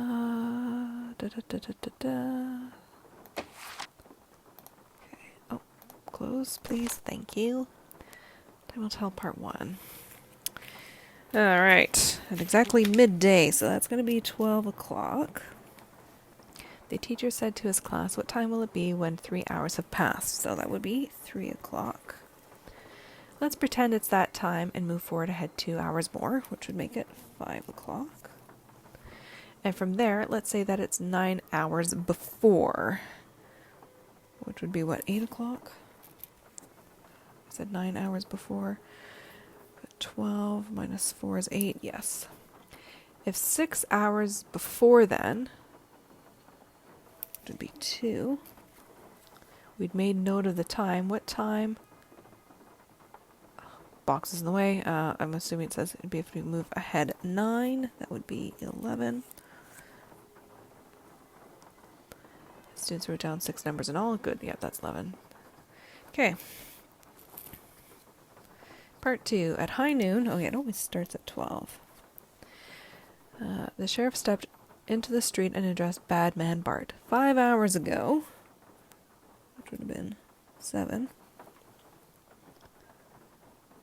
5 hours ago, I told you to leave town, and you swore you'd be gone in 3, which would have been 10 o'clock.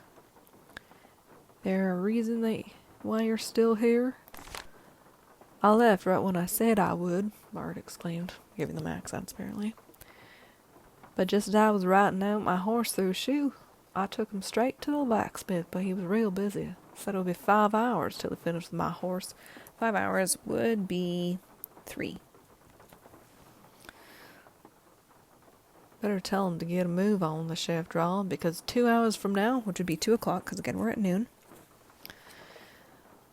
If you're still here, you're going to be real sorry. Understand? Bart understood. He went back to the blacksmith, and an hour later, which will be 1. Yes, I do remember 1 ending in 321. Part 3. It was midnight. See, there's our other 12 o'clock. On a dark and stormy night. Oh, it was midnight on a dark and stormy night. Only 4 hours before, which would be 8. I had seen my dear friend Hollis, who informed me he was leaving for the court of the Star Chamber. Oh, God. In a mere 2 hours. So that would be 10. And feared he would never return. I realized that 6 hours after he was to enter the chamber, that would be 4, I was to surrender myself to Count Blackburn. I had no way of knowing whether, after the usual 5 hours of interrogation, I would be able to keep my rendezvous with Lucretia 2 hours later. Okay, We said 5 hours would be 9. 2 hours later would be 11. Would the count let me leave, or would he imprison me forever? I was terrified. Yeah, 6 numbers. Alright. Librarian's Eye. I'm just going to quickly look at that. Book, the title of the thing, additions, the hook.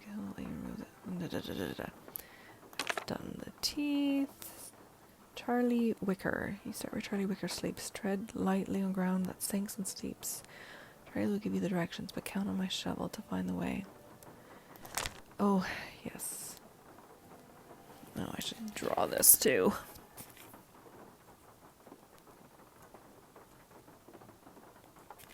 That was a terrible sketch. Stealthily stalking. I'll do that one last. Okay. It's not as bright now. Okay. 12. And 3. And then 5. 8. 2. And 11. Fantastic. There's 1. Thank you. Next, 12. And then 7. 10. 3, 2, 1. Good job. It's one that makes me think of like a snake or something like that. And 12, 8, 10, 4, 9, 11. Oh, good. I used to struggle with these quite a bit when the first few times I played this game, but I've got it figured out now. Okay, so let's go over here. And then let's go over to this place. Needle's Eye. So anything with eye or relating to that. Do I have room on this paper to write these all down? Let's turn it.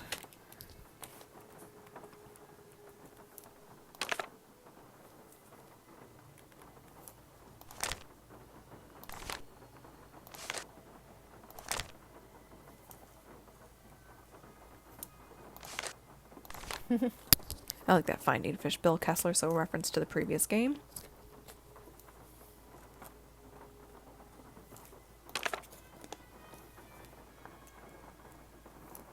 A librarian's tale.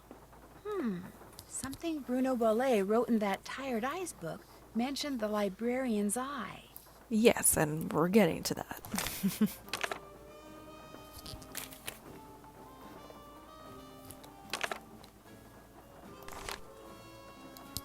And a reference to Prudence Rutherford, who we've had come up in 2 games prior to this. I think only 2. That would be the first one, which is Secret of the Scarlet Hand, and then Danger by Design.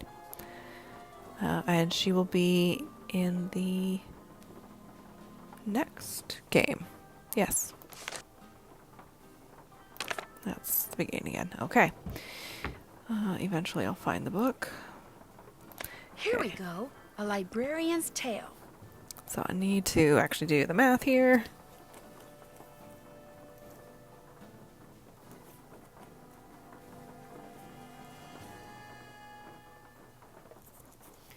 See, is it 1539? Did I do this correctly?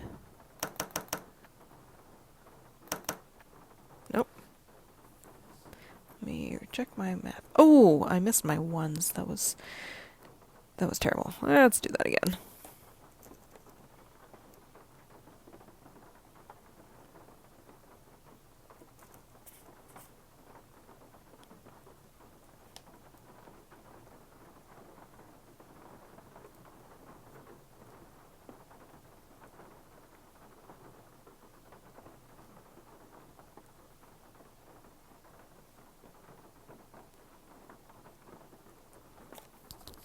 don't feel like that's right either. 1550?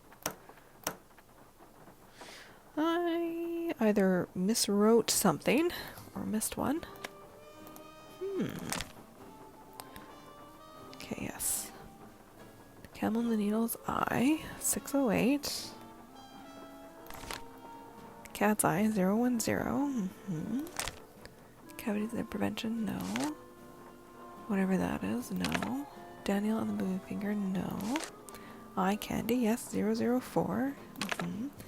Finding fish, grinding fake eyes is 511, yes. Turning a blind eye, 006, yes. Librarian's tail, no. Limes and coconuts. My eye and other tall tales, 401, yeah. Not now, not ever. Prudentness, no. Bridges to nowhere. Yeah.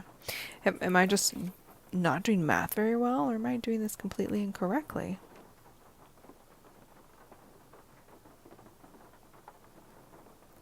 This is terrible if I can't do this math. 20. So 2 goes there. 2, 3, 4. 4. Oh. 1540. No. 2, 3, 4. Yes. 1540.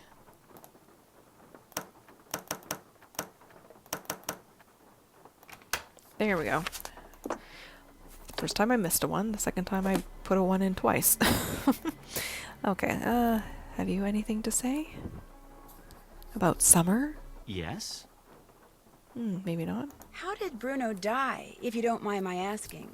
Just dropped dead in the front hallway. I mean, the guy was 95 years old. Here, check it out. Myocardial infarction.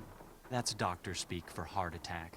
Attending physician Dr. Gilbert Buford, 504-555-9970. Was that Bruno's doctor? And his best friend, or so I'm told. I've never met him. Interesting keychain. That's one of Uncle Bruno's glass eyes. It's the one he was wearing when he died. How nice. Anything else? Do you think I could borrow your keychain? The one that has Bruno's glass eye on it? You want to borrow it? What for? Actually, all I really want is the eye. I mean, it's just so cool. What if you break it? It seems a weird thing, and I think Nancy's asking a bit much. And of course, we know that the purpose of this is because Nancy needs to collect all the eyes to open this cupboard, or for the cupboard to reveal something. And this is where the receipt from Zeke's comes in, as well as that phone call with Summer that we overhear. If it's on a chain, it can't be that fragile. I don't think I want to take that chance. Sorry.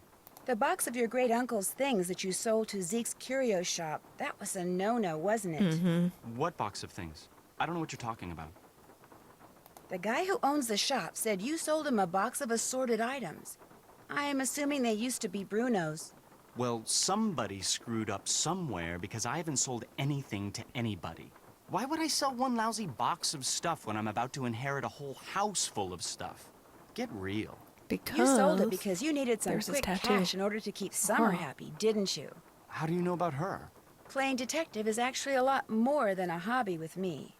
I could make a lot of trouble for you, Henry, but if you come clean, tell me about Summer. He's reacting. This girl I'm in love with. I think she loves me back, but she's so unpredictable, it drives me nuts. Yeah, so if you paid attention, you see him look off, and he's clearly thinking about what Nancy's saying. So he's reacting again while she continues to talk, just like Renee did at the beginning of the game. So again, I'm just going to keep pointing out these things because they're wonderful, and I think they should be brought to light or highlighted.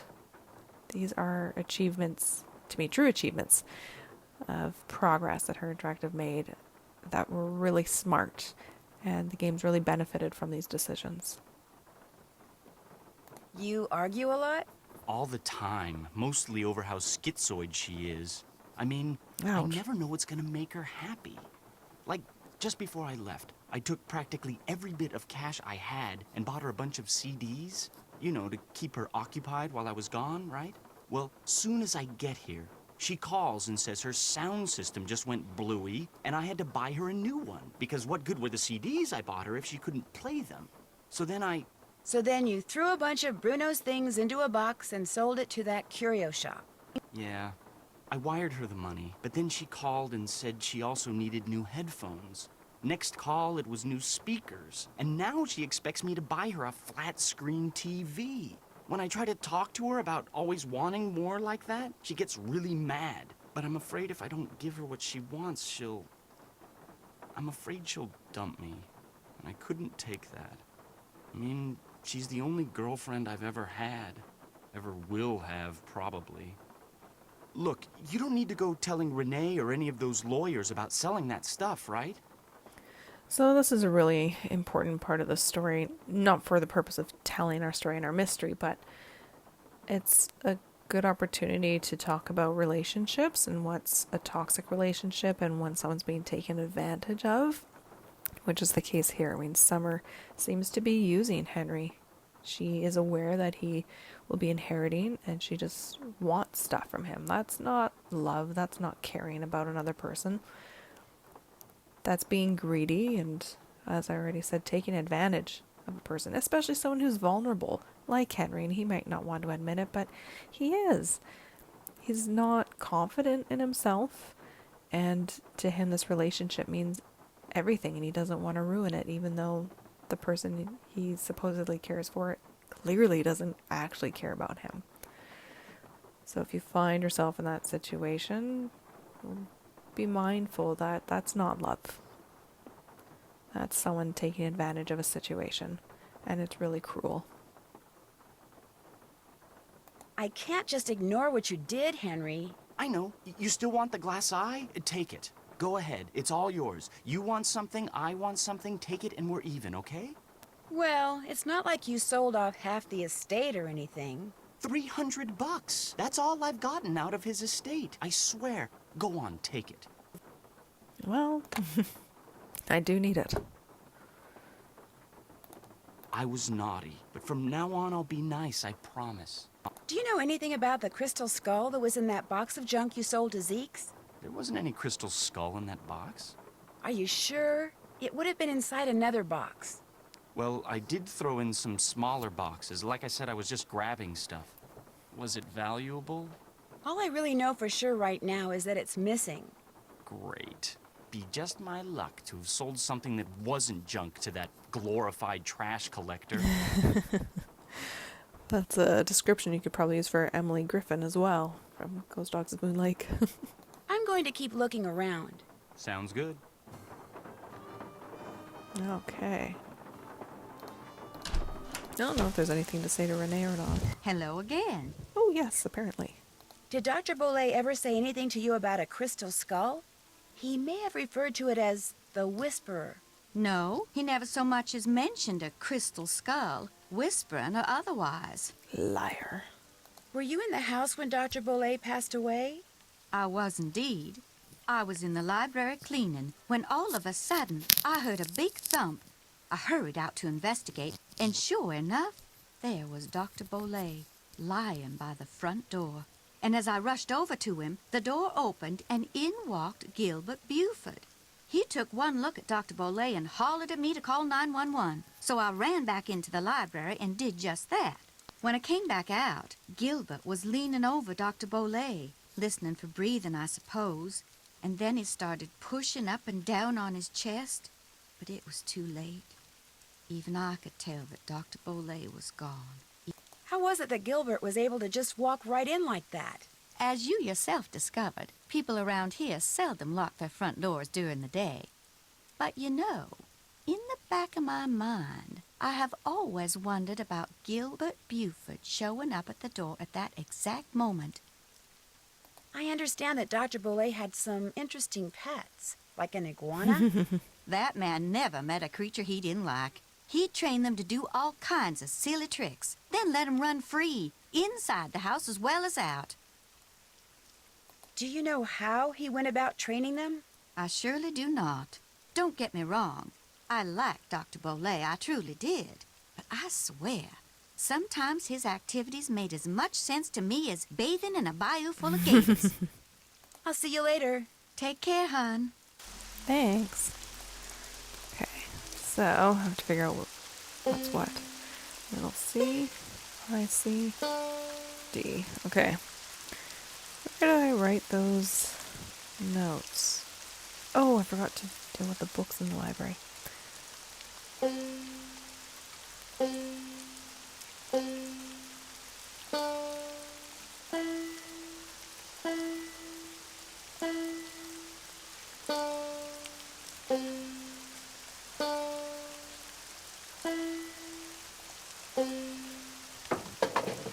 Other books in the library, I should say.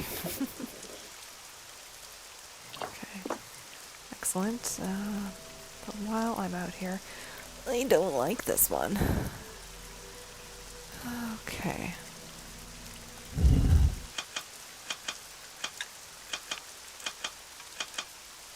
Oh, I wasn't paying attention to the sound. Da-da, da-da, da-da, da-da. Okay.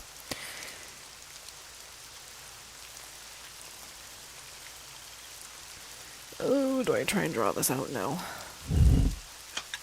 Up. Up. Every other one is up. Yep. So that one's all the way up. So you're listening for the second tone. If the pitch goes up or if it goes down low, that tells you, if the pieces are moving up or moving down. And if the two clicks are the same tone, then nothing changes. Down. Up. So the first one's down, the fourth one's up. Yep, so that's curled back in. And now that one's peeking up. Tempted just to do that one again. That was this one, okay.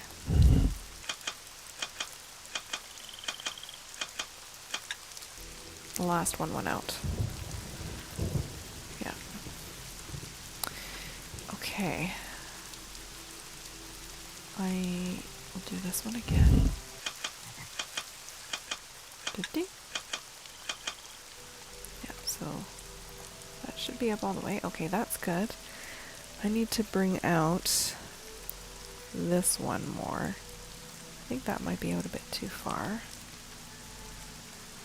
I could certainly do this one.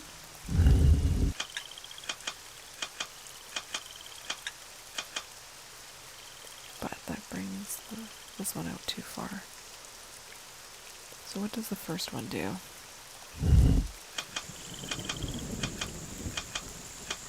Good. Ooh, that affects the last one. I do need to do it one more time, I think.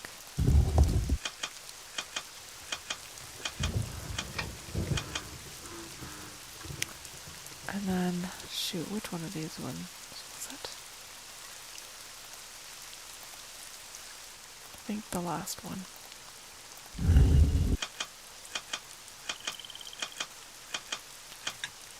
Yes, there we go.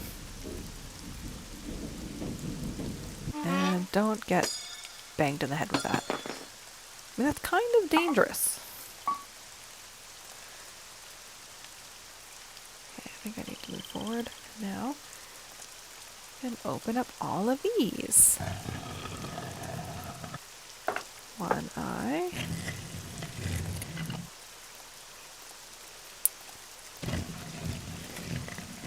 Another eye.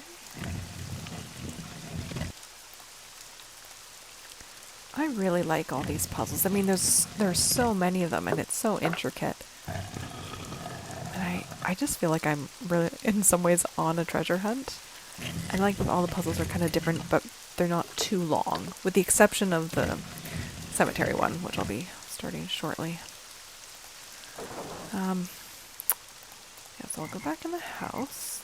Need to deal with the dental-themed books.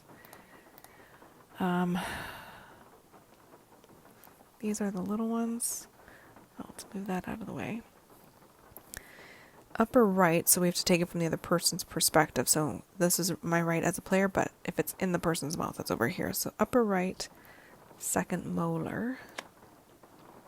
upper right, central incisor. Upper left, central incisor.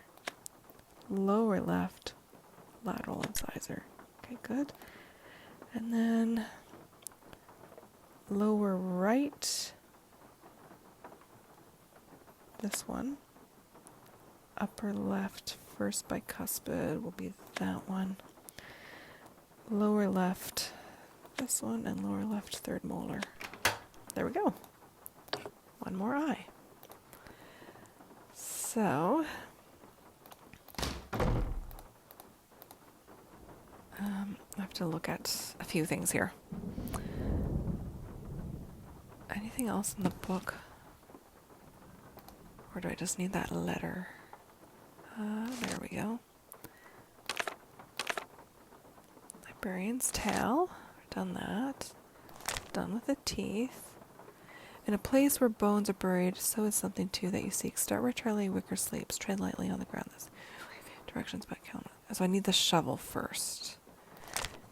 Yeah, so I don't know if I need to just look at it on the outside. I might. Yeah, and I'm going to ignore that for now. Okay, and then... is that just regular paper? No, here it is.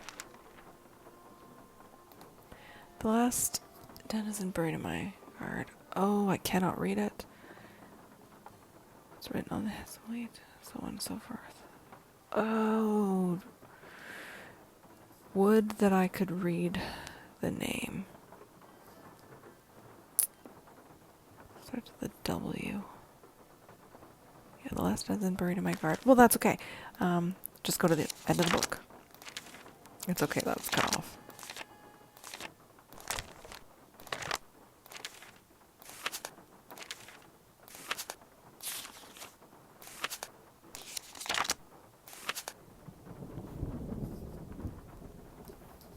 Oh, was that a T and not a W? Okay, Tammy Tasman in Tierra Siesta. So where might that be? I don't have any of this memorized. Tierra Siesta, okay. It's up that way. What is the best way to get there? Turn right at the tree, okay.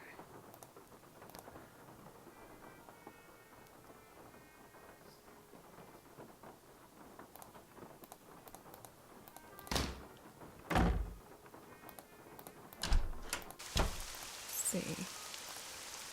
This shovel with the weird handle. Do you think I could borrow it?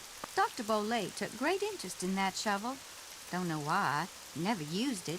Just like to see it hanging there. Me, I use it to dig up roots. I could dig you up some roots. Right now, I need mushrooms. I was hoping to get 'em picked tonight, but from the looks of all this potting I still have to do... What do you need mushrooms for? Dried and crushed, they comprise the main ingredients in one of my tonics. Tell you what, I need 5 painted conchs. They're mushrooms that have got a short, fat stem and a large bell-shaped cap covered with big red dots. You might find 1 or 2 here in the garden, but you'll have better luck in the boggy part of the cemetery. You get me 5, no more, no less, and I'll let you borrow that shovel. Oh, wow, that's kind of rude. If you insist, no, let's go with this. Deal. You can put 'em in this bag. Far more positive. How else may I be of service to you? I'll leave you to your potting. Fare thee well. Okay.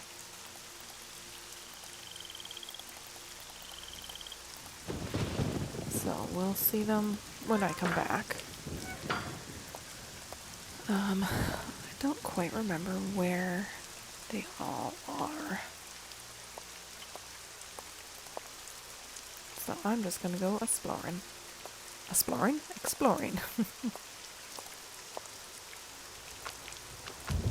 This has got to be a painted conch.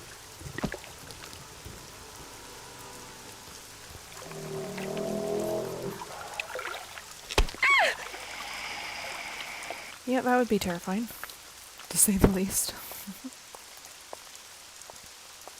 I think there's one up there, but I'll go this way first. Oh. Was it not Tammy Tasselman? Oh, man. Curse that recording bar always being in the way.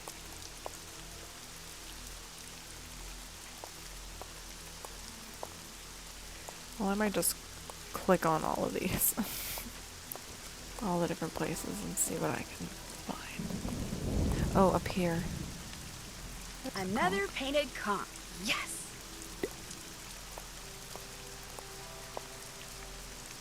Charlie Wicker. Well, I might as well jot this down.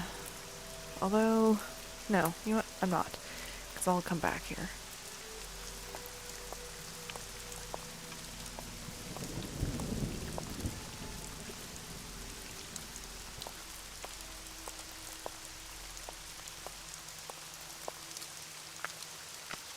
Riley Roots Memorial. Okay, was there more over here?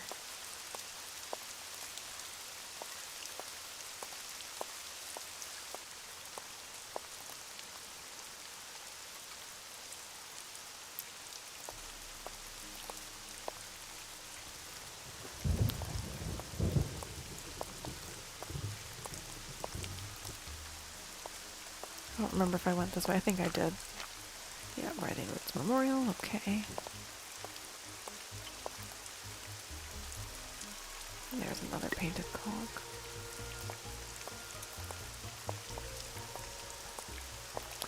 Oh, boy. How do I do this?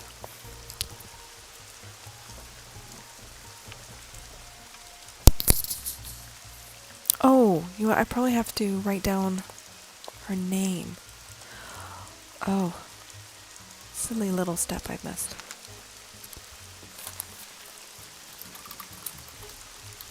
That looks like the right name. There we go. So now if I go back.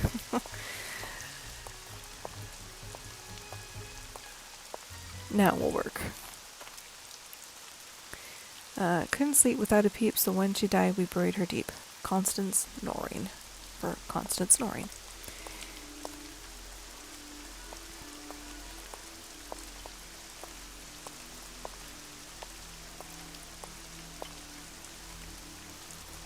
How many conchs do I have? 3? Okay, good. There's number 4. And then the 5th one. Over here, isn't it? Oh, maybe it's not. It's in the garden somewhere. Oh, there it is.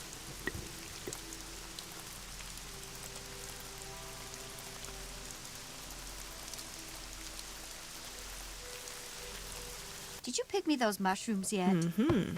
Sure did. Well, bless your heart, you did it.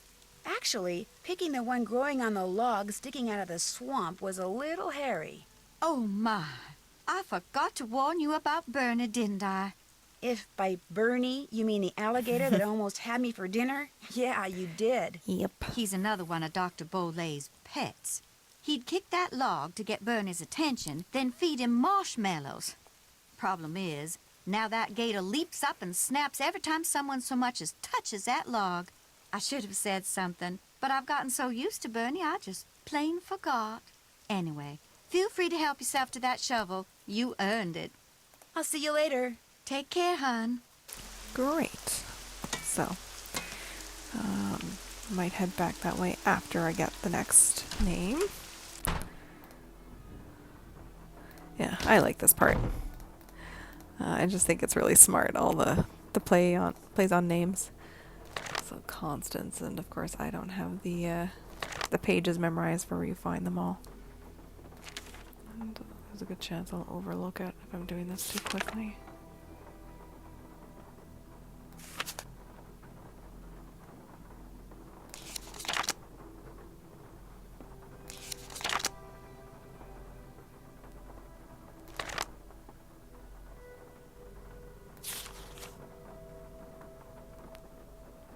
There's Charlie Wicker.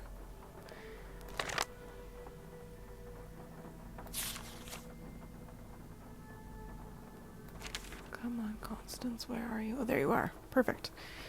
Pen. There we go. So Constance Snoring is in Crowing Crypts. I don't know why I needed my pen. I don't. Crowing Crypts. Okay. Which is where again? Crowing Crypts. Okay, so there. Alright.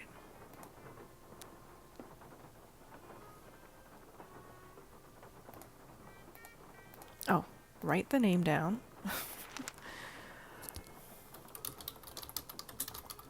That's gotta be it. Yes.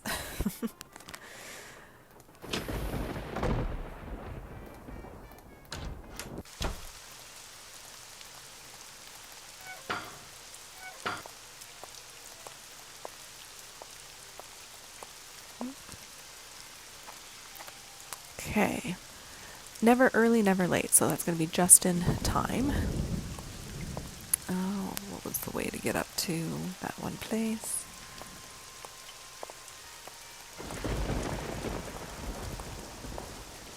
I don't remember. This way, right? Yes. Okay. This is what I need my pen for. And I usually mess this up.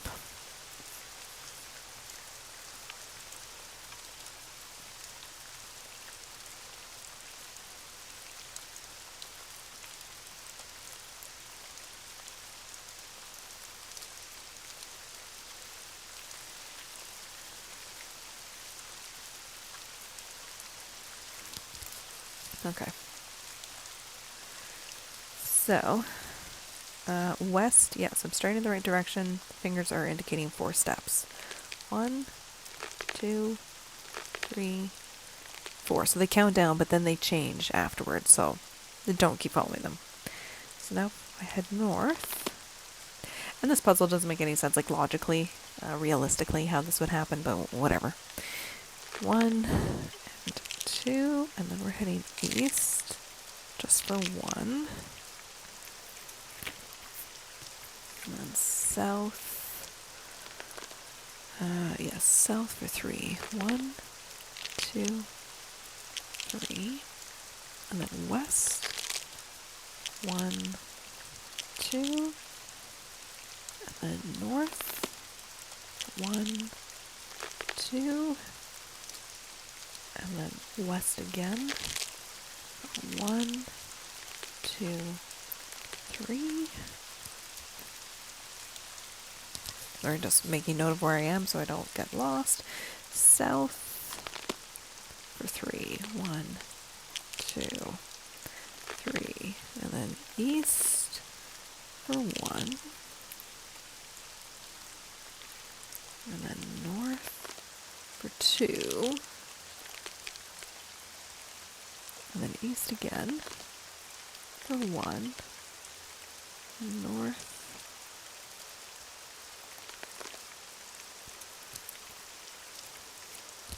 for 3. Okay, and then east for 1, 2, 3, 4. South for 5. 1, 2, 3, 4, 5, and then the final one, assuming I've done this correctly, west for 2. Let's dig out the shovel. Oops, there it is. Now to fade out, which is unnecessary. We'll bust this. Yeah.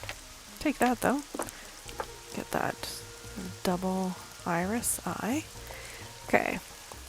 Now back to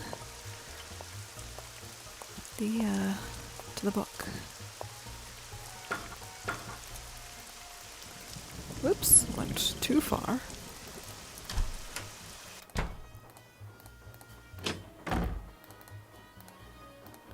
Okay, so just in time.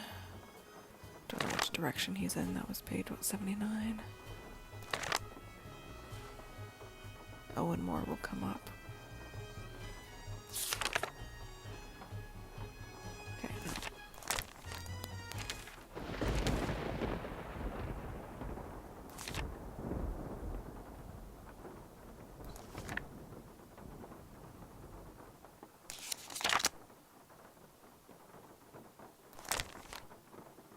There he is. Just in Time is in Sorrow Park.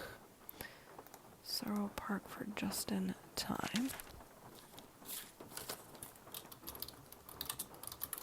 That looks like the right name. Mm-hmm. Okay, where's Sorrow Park again, please? Sorrow Park, hey, okay. Get to it from there, okay.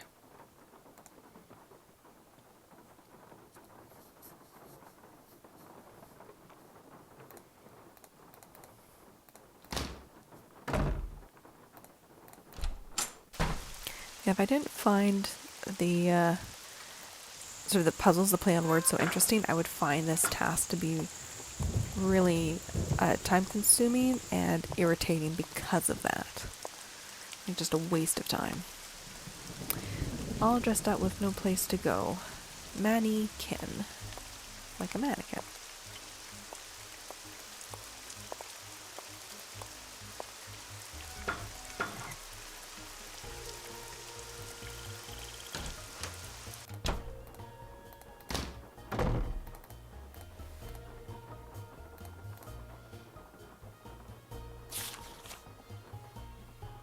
There it is. Next page. That was great.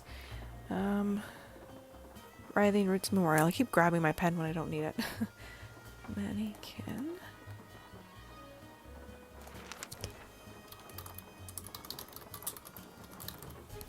There. I'm no dummy. So, Writhing Roots Memorial. It's down here somewhere, right? Oh, I was thinking 40 Winks. Writhing Roots, where are you? Not you, thank you. You, okay. Turn left at the tree. I can manage that.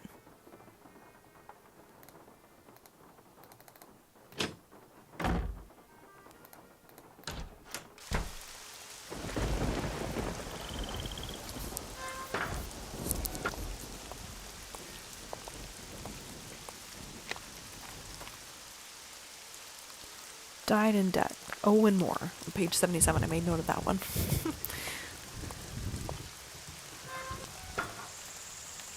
So that one I'll be able to get to, I think, relatively quickly.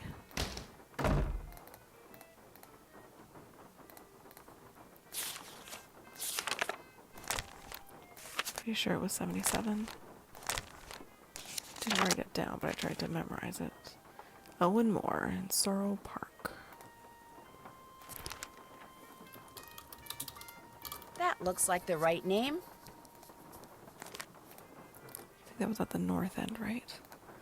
Way up here. Yes, okay.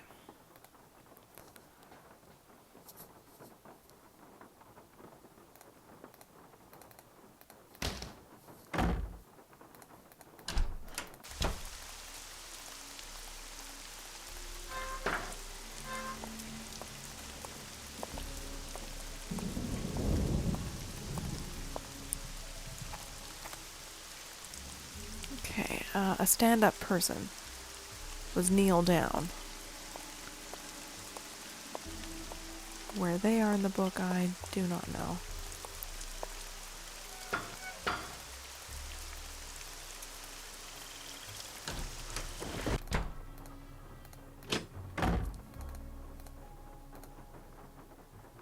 Yeah, I just think these are all so clever. That's why I like it. Okay. Not there, that's fine.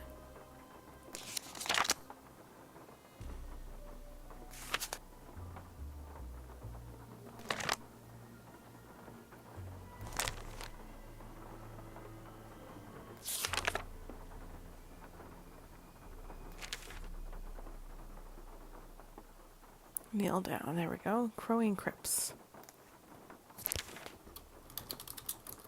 Let's hope Neil is lying down by now.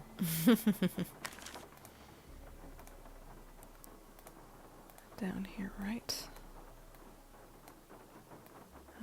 Yeah. Okay, that's where I thought it was.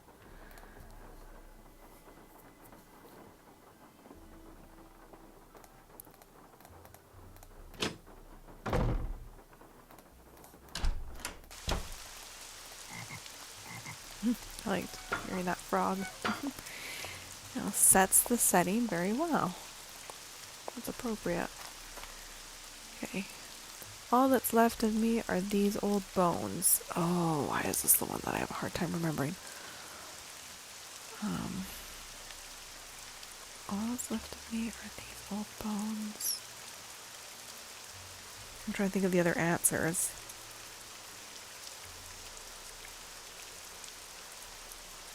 All that's left of me are these old bones. Rats.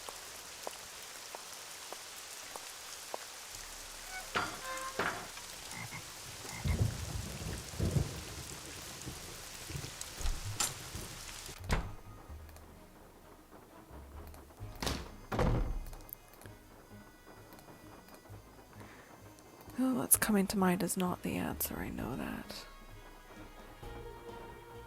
Page 84, okay. Rose, winter, spring will come up later. My remains, there we go.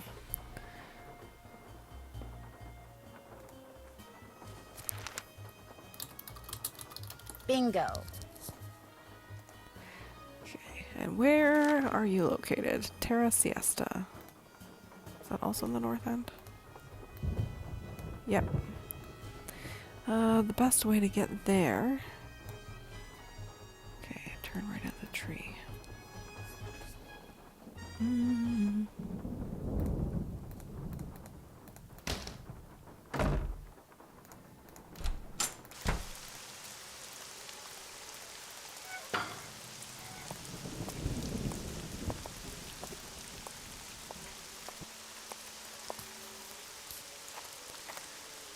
Okay, bloom too late, prune too early. That is rose, winter, spring. So I just have to go back, like 2 pages. Sounds good.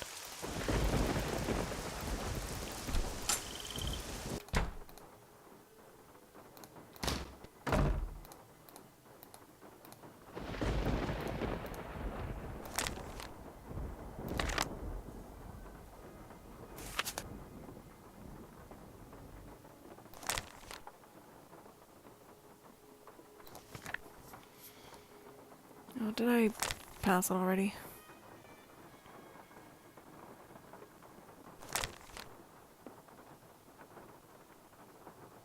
I didn't make note of the page it was on. Polyester Gibbons will come up. Where's rose, winter, spring? I think I went too far. Clearly, I went too far.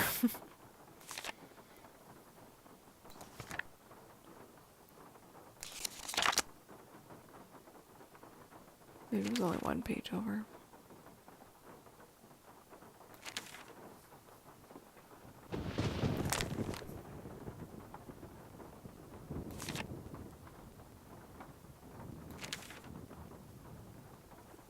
Oh, there we go. Yeah.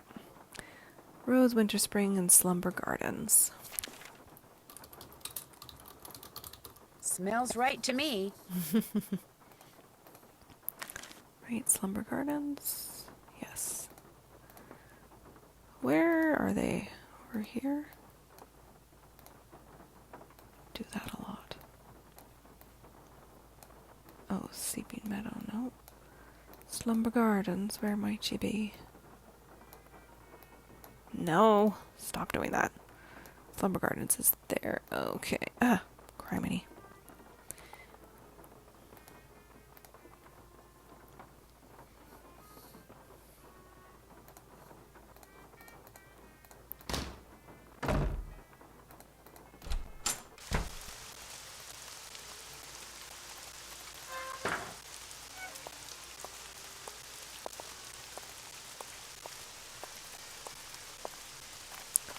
Will this be Polyester Gibbons? Yes, she would have given you the shirt off her back.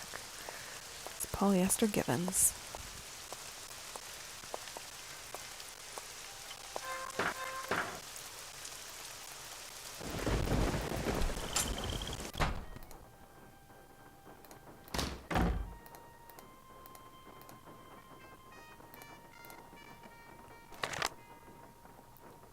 Was she here?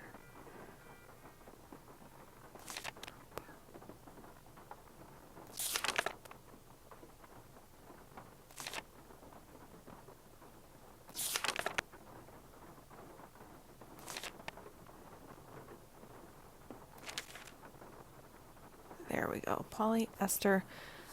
There's no H. I always have to check the spelling of this one. Polyester Gibbons. Hopefully this will givens me a clue. Oh, it hurts. It hurts so much. 40 winks mausoleum. Okay, that's down around here, right? 40 winks mausoleum. So go right and then down, okay.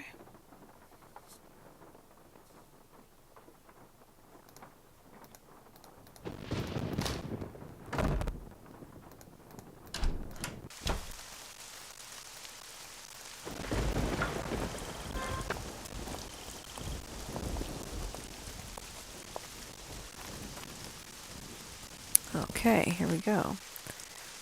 Same name as my dog at 10, moved from his grave and buried again. Okay, perfect. So now we can go call Bess and do a few things with Bess now. And naturally, I'm going to go make my call in the hallway. Oh, yeah, I should call Dr. Gilbert Buford. Forgot about him.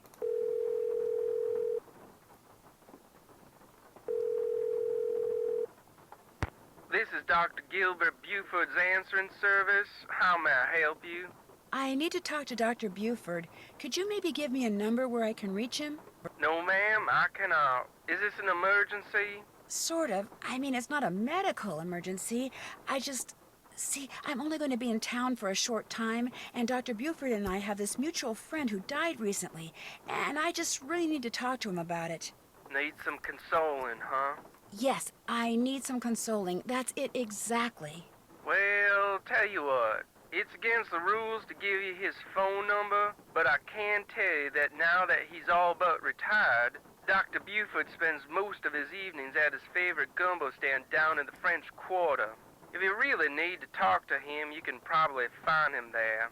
Great. Do you know the address? It's at the corner of Rampart and Domain. Did you say Rampart and Domain? I did indeed. Granny Pumpkin's Cajun Cooking.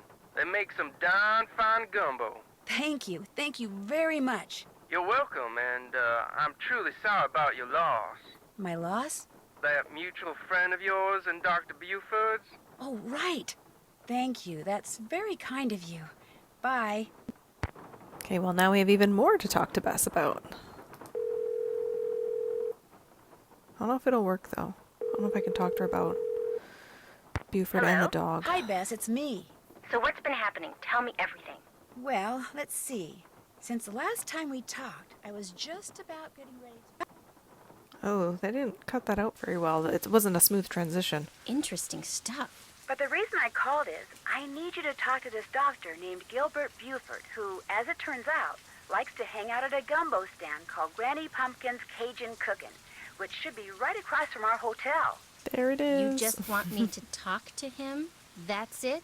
Nothing nefarious? No black ops stuff? He was Bruno Bollet's doctor, and apparently his best friend, too.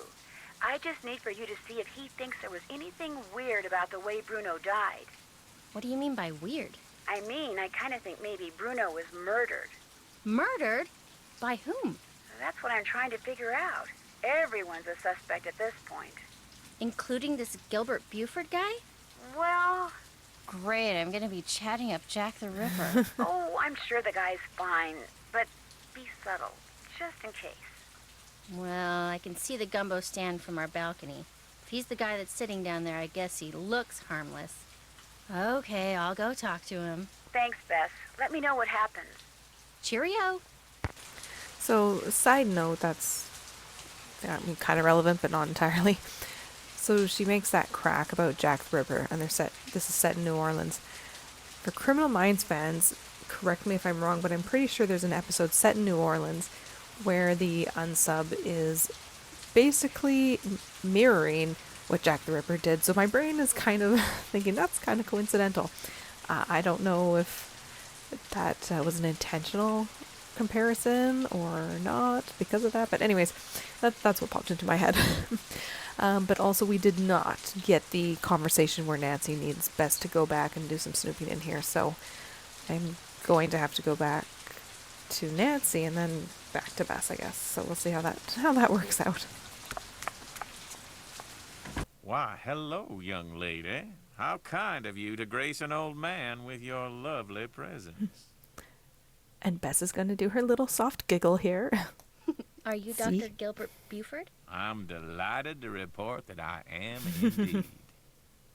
Do you mind if I join you? Of course not. A little lively discourse would brighten this gloomy evening considerably. This here is my favorite spot in the whole city. Delicious gumbo, pleasing view, particularly now, I might add. My name's Bess Marvin. I'd like to ask you some questions about Bruno Bollet, if that's okay? I'd prefer subject matter of a happier nature, but I do not want to seem inhospitable, so what is it you want to know? He's kind of a nice character. I mean, some people I think are creeped out by his approach to Bess, but I think he's meant to be flattering her, not in a creepy way. He just has this nice, happy outlook. Like, he's happy to converse with people. I think that's really sweet.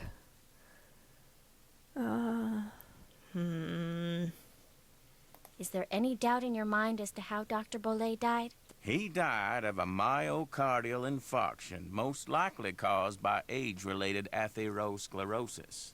Dying of a heart attack is all too common for people who are socially isolated, and Bruno Bollet had most certainly become that. I thought Bruno Bollet was your best friend. Well, now, I was certainly his best friend, but I cannot honestly say that he was mine. Fact is, while socializing with my fellow man, particularly with pretty young women such as yourself, has always been a source of pleasure for me, Bruno was just the opposite. Unfortunately, the older he got, the more numerous his idiosyncrasies became, and the less concern about their negative effect upon others he became. Yeah. Did they do an autopsy on Dr. Bollet? No. Given Bruno's advanced age and the absence of any indication of foul play, an autopsy was deemed unnecessary, and the body was cremated according to Bruno's wishes. And you can understand why they would make that assumption. So this seems so random in some ways because we don't have Bess have this conversation with Nancy, because Nancy knows about the Jolly Rogers, but we can assume when they do that catch up in their phone call, you know, where it sort of fades out and we infer, or I mean, we're led to understand that the two catch up and we don't have that dialogue. That is when Bess would learn about the Jolly Rogers crew. So we don't actually participate in her learning of this, but in case anyone's wondering why Bess suddenly knows about this, it would theoretically come from that instance. I hear that you're a member of the Jolly Rogers crew. Is that true? Perhaps I am. Perhaps I am not. I'm sure someone as charming and attractive as yourself has her share of secrets, too. Am I right? Be that as it may, just what is a crew? Crews are organizations whose primary purpose is to put on parades during Mardi Gras. They also put on fabulous parties. Very private parties. Members only. Some consider crews to be private clubs. Secret societies is a term others have used. However, back in the 1990s, the city decided not to issue the Jolly Rogers any more parade permits, unless they opened their crew to pretty much anyone who wanted to join. So, refusing to be blackmailed, they chose instead to simply not put on parades anymore. As far as the city is concerned, the Jolly Rogers no longer exist.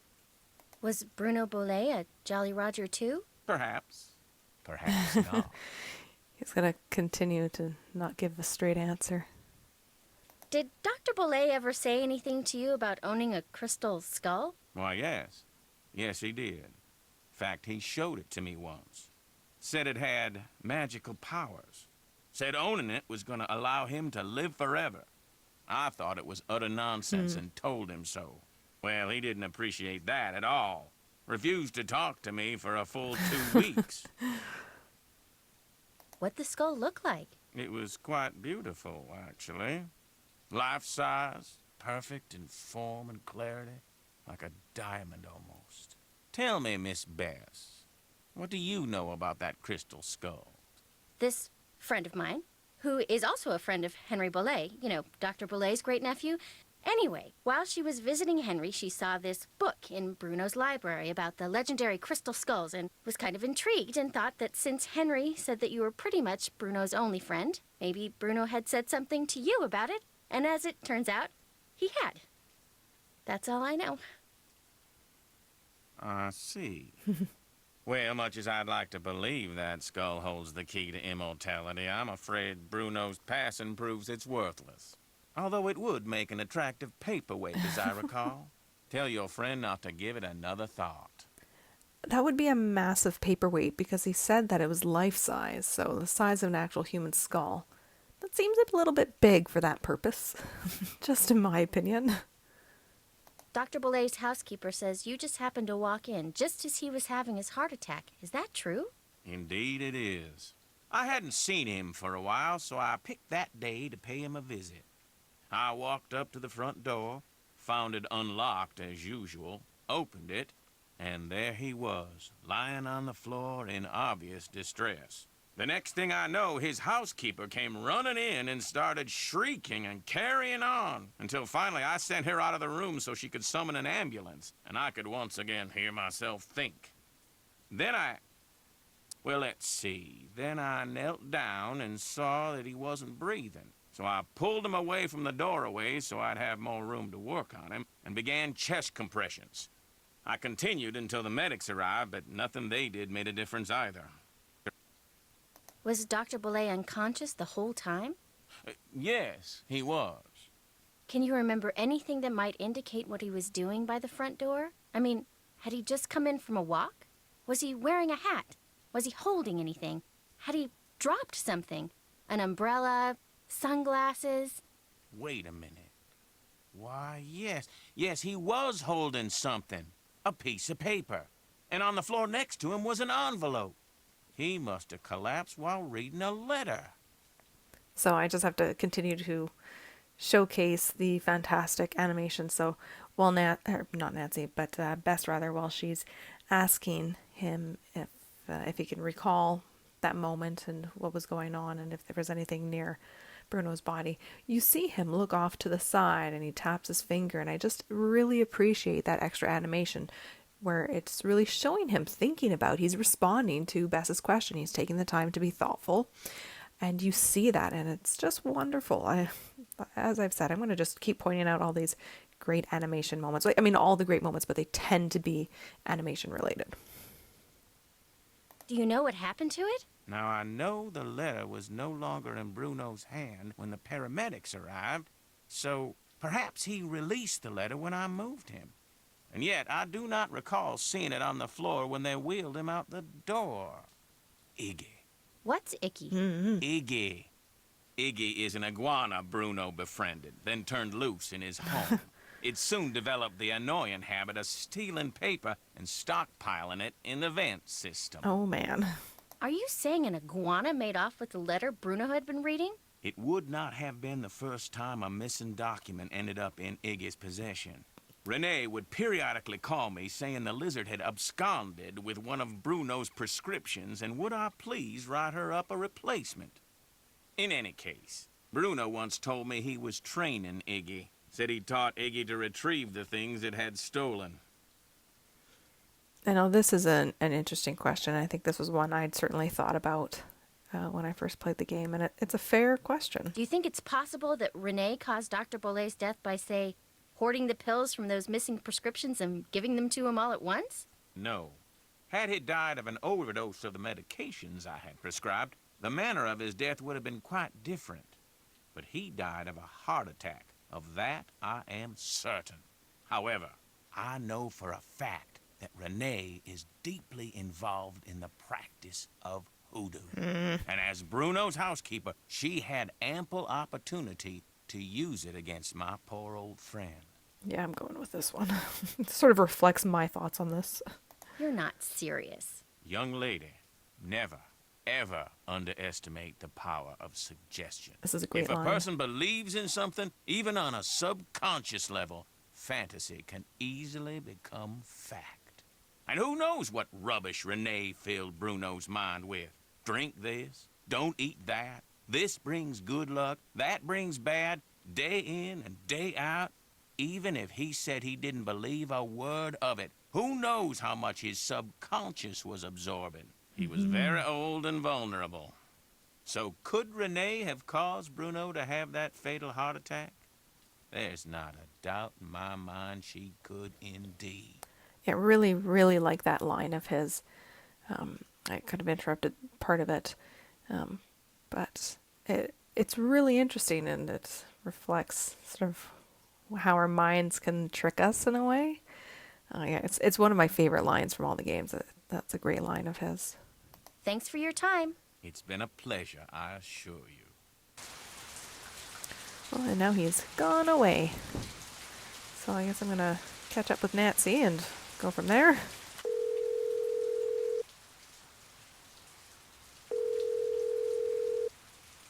Hello? Bess here. Oops. Looks like Dr. Buford decided he's had enough gumbo. He's not at Granny Pumpkin's anymore? Nope.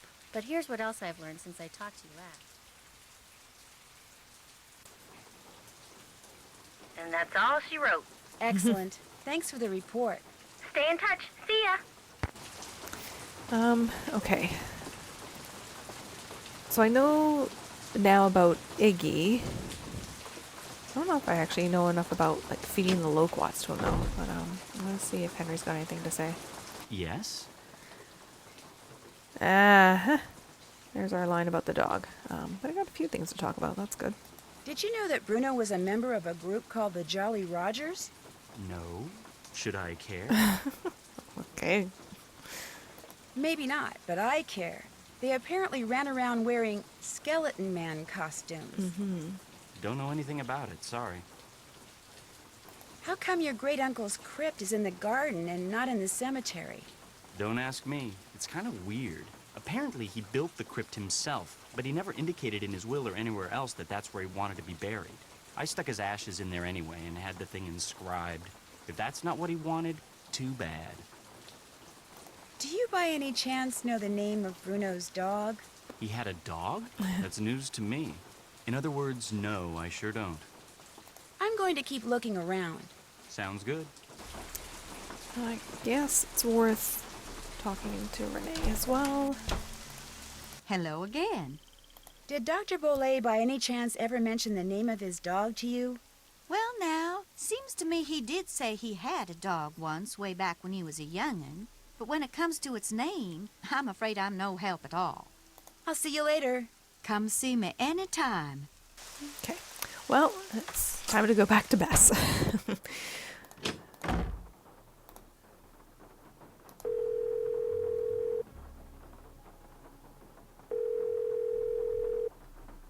Hello? Hi, Bess. How you doing? Great. I just took a nice, luxurious bubble bath and I'm ready to boogie. When are you coming back here? That's still kind of hard to say, but listen. Remember that old photo of a boy and his dog you said you saw in that box of stuff Henry sold to Lamont? Yeah? Did it look like it was maybe taken in the 1920s? That's exactly what it looked like. Why? Because I need to find out the name of Bruno Bollet's dog. And if that boy was Bruno, then that was probably his dog. Was there any writing on the picture? Yeah, as a matter of fact, I think it said Bruno. That's all it said? Just Bruno? No, it said Bruno but whatever came after and was hidden by the frame. I really need to know the name of that dog. Oh, no. No, you don't. No more snooping. Bess, just get into that box again and see if the dog's name is on that picture. That's all I want you to do. How? I can't just go waltzing into Lamont's back room. And he's for sure as heck not gonna fall for that sneeze contraption again. There must be some other way you can distract him. Please, Bess? I can't tell you how important this is. You gotta do this for me. Please? I like this line. And this comes up in a few games, I think. Certainly one more. Absolutely, unequivocally, for the last time, no. Ah, who am I kidding? We're not gonna have any fun here until you solve this mystery, and since you can't do that until I do this... Okay, I'll sneak into the back room and take another look at that photo. I mean, I will if I don't screw up. Think positive, Bess. You're gonna do fine. You bet I am. In fact, I'm not going to call you again until I have seen that picture. I'm going in. You go, girl. Good job. And it forces us to go here. We don't have a choice. Hey! Yeah, I guess I've got these two options. That gumbo stand outside? What do you think? Is it pretty authentic? Outstanding! Just watch the hot sauce. Whatever's in it gives my stomach instant fits. In all your journeys through the wonderful world of junk, have you ever come across one of those legendary crystal skulls? What makes you ask that? An interesting response to that question. You mean you have? No. I know the legend, of course, and I sure wouldn't mind getting my hands on one of those babies. I mean, I could sell it for a fortune. But no such luck. Funny. I've been thinking about those skulls lately. A lot. Oh? Really? Hey, maybe we got some kind of psychic thing going here. Quick, think of a number between 1 and 10 and I'll try to guess it. You thinking of a number? No reaction okay, from him, though. 4. 9. Darn. Guess it was just a coincidence. Guess so. So despite all the fantastic animation moments, that is one that has always stood out. When Bess is sort of in the groove there and asking for him to guess a number, he's totally unreactive until she's finished speaking. So that's an area where I feel like they should have made him more animated. Maybe giving her a funny look, the raised eyebrow, but going with it. So instead he's just like he is right now, just smiling, and it's kind of uncomfortable. I'm going to just move on. You know, I still feel guilty about that sneezing thing, so how about I go and get you a nice big bowl of gumbo? And spice Just it up. so happens I'm starving, so hey, you got a deal. Great. I'll be right back. That smile is going to leave his face pretty quickly.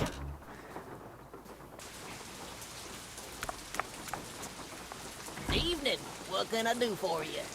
We want gumbo. Can I get a gumbo to go, please? Eat up. And some hot sauce. Poor Lamont. I feel so bad every time I do this. And that looked like Shorty. The chef or whomever that is. Like Shorty's shirt from Secret of Shadow Ranch. Alright. I'm so sorry. Gumbo? There you go. Enjoy.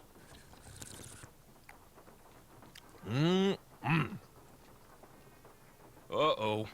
Oh, you're gonna have to excuse me. And then they had that awkward little quick black fade out. That was too bad. They do so amazingly well in this game, and then there are moments where they really could have done things a bit more cleanly. Uh-oh. I better get out of here. Grant.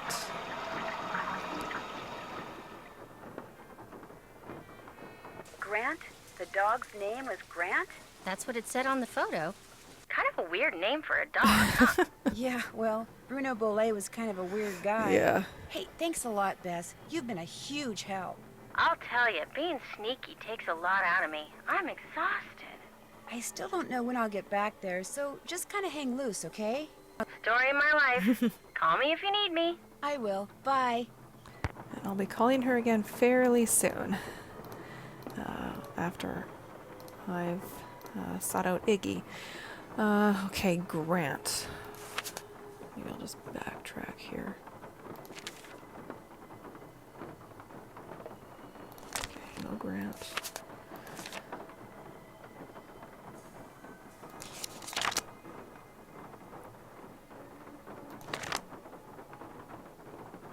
Or is Grant the last name? Oh, hang on. Why do I have a feeling it's a last name? I saw Derek and it felt like it was Derek Grant or something.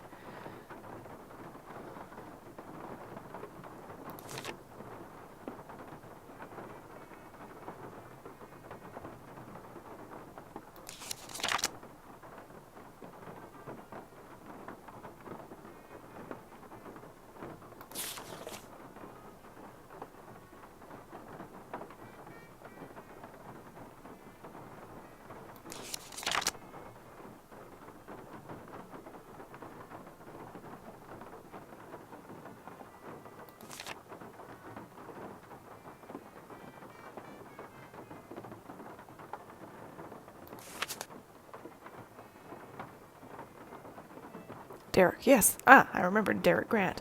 It is the last name. Okay, do I write that on the paper? I don't know. No, I think I just go there. Riding Roots Memorial. That was here in the bottom here, right? Yes. Ah, yeah. So turn right at the tree. No, left at the tree. I know my right from left, I promise.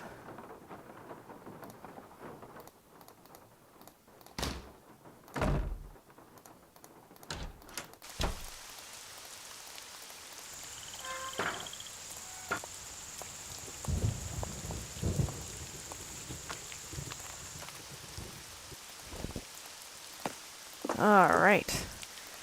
Awesome. Is that my last eye? That might be. There might be one more. And then that bit of a costume for Iggy. Oh, I'm gonna have to get a second loquat so I can dress him up twice. Right, and then there's another phone call. Chaz, I think his name is. Oh, I just want the doorknob, please. Or just push on the door. Whichever, it's fine. Okay, so let's...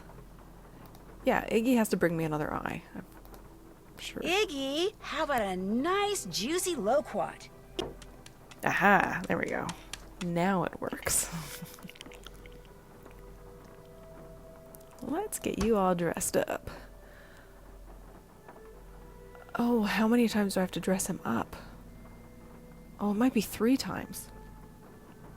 As the ophthalmologist or optometrist, as the mailman to get that letter, and then as the pirate for the other thing. Oh, that's a few things. Oh, shoot. Okay, well, let's start with this eye doctor. Get up.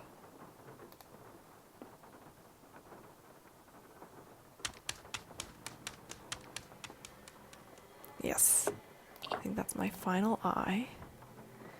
And then I need to get some loquats. Oh, hang on. Press the thingy. Pull the thingy. Okay, now let's see if I can do this again without my recording bar getting in the way. I don't enjoy this task because quite often it is way too difficult. Fantastic. I'm like doing the opposite. I say it's going to be terrible and it's working really quickly. I wonder if that will work for the 3rd time.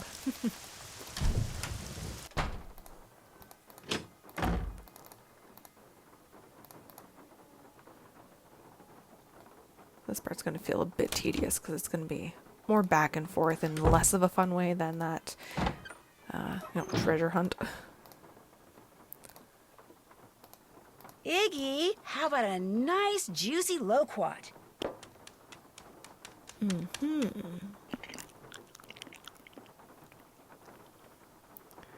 Let's go for the letter next. So he needs these, and these, and mailbag. Letter carrier, letter bag, I don't know what you want to call that.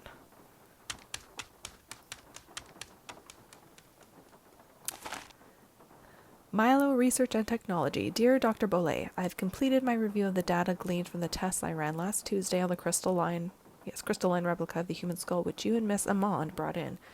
What follows is a simple answer regarding its authenticity which the two of you requested.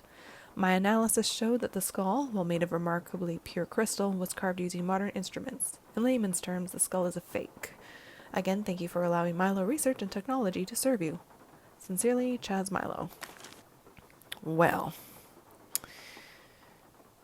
we'll be calling him in a wee bit, but I have one more loquat to get.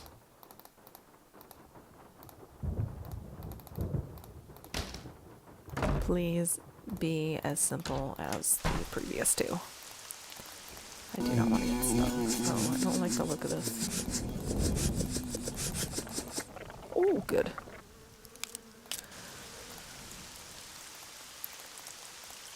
I should always record myself.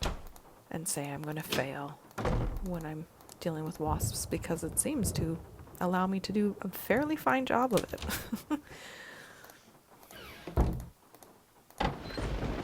Okay. Oh, Iggy, I need you one more time, please. Come and get it, Iggy. He's just stuffing his face today. I wonder if anyone else is feeding him.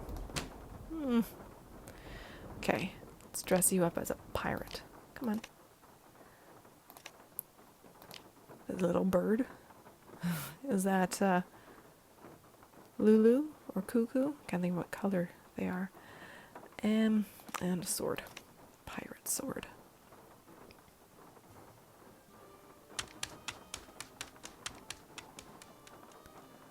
Yes, here we go. The name that opens every Jolly Roger meeting opens me. Jean Lafitte. Jean Lafitte. Spoiler alert. So, let's see. Let's go make a phone call. Facing this direction. Yes, it's called the Authenticator. And then Bess.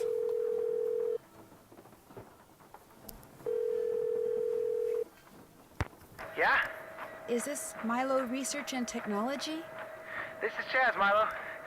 Service forwarded your call to my cell. What do you want? Oh. Are you all right? I'm at the gym. On the treadmill. It's called multitasking. Well, about the letter you sent to Dr. Boulay, you know, where you told him the skull was a fake, I was just wondering... I never told him that. Great interruption. Never told him what? I told him that skull was authentic. No, you said in the letter the skull was carved using modern instruments. I said all the tests I ran proved the skull had been hand-carved and hand-polished. Probably took decades to make. But the letter Dr. Boulay got said just the opposite. Then the letter he got must not have been the letter that I wrote. Are you saying the crystal skull is real? Hey, I'm not saying it's magic or anything. I'm just saying it wasn't made using 19th century, 20th century, or 21st century technology. Did you carbon date it to see how old it was? The thing was pure quartz. No carbon in quartz. No carbon, no carbon dating. Hey, look, I'm gonna hang up now. If I try to talk anymore, I'm gonna pass out. Just one more question. Did you send that letter saying the skull was authentic to anyone else? No, just Dr. Boulay. I heard he died recently. Good thing I billed him up front. Yeah, well, thanks for your help. No problem. So as I pointed out, really good interruption there. Love it. Again, this game is superb for that. I also really like that they have him on the treadmill. I don't know if that was written in to the original script or if someone or the voice actor thought, hey, that's what I'm going to do. And how did they record that? Was he actually on a treadmill or was he acting to get his breath that way to make it sound like he was exercising? Another great little element that was included. Love it. Hello again. I think I found the letter that Dr. Boulay was reading when he had his fatal heart attack. Iggy the iguana had taken it. Apparently, Dr. Boulay did have a crystal skull and believed possessing it would make him immortal. So he had it tested, and the lab sent him its findings in this letter. Read the second paragraph. My analysis showed that the skull, while made of remarkably pure crystal, was carved using modern instruments. In layman's terms, the skull is a fake. My guess is Dr. Boulay believed in the skull so completely that when he read it was a fake, he was totally devastated, and his heart just stopped. But what I don't quite understand is, why did you tell me you didn't know about the crystal skull when this letter indicates you did? All right. Dr. Boulay told me about the skull. As you said, he believed with all his might owning that skull was the reason he was still going strong at 95. I lied to you because, well, for one thing, Dr. Boulay swore me to secrecy. And for another, he kept the skull hidden. And up until just this minute, I wanted to be the one who found it. What made Dr. Boulay decide to have the skull authenticated? Getting the skull tested was my idea. When Dr. Boulay told me about it, I was skeptical and that troubled him. So I helped him find a private laboratory where we could take it so any and all doubts would be dispelled once and for all. I certainly did not anticipate that the truth would result in his keeling over and dying like that. Well, now that I too know that the skull's a fake, I can stop fretting over its whereabouts. In fact, I should probably thank you and Iggy for setting me straight. Liar. I'll see you later. Take care, hon. I don't think I'm gonna speak with Henry about that. I'm going to call Bess.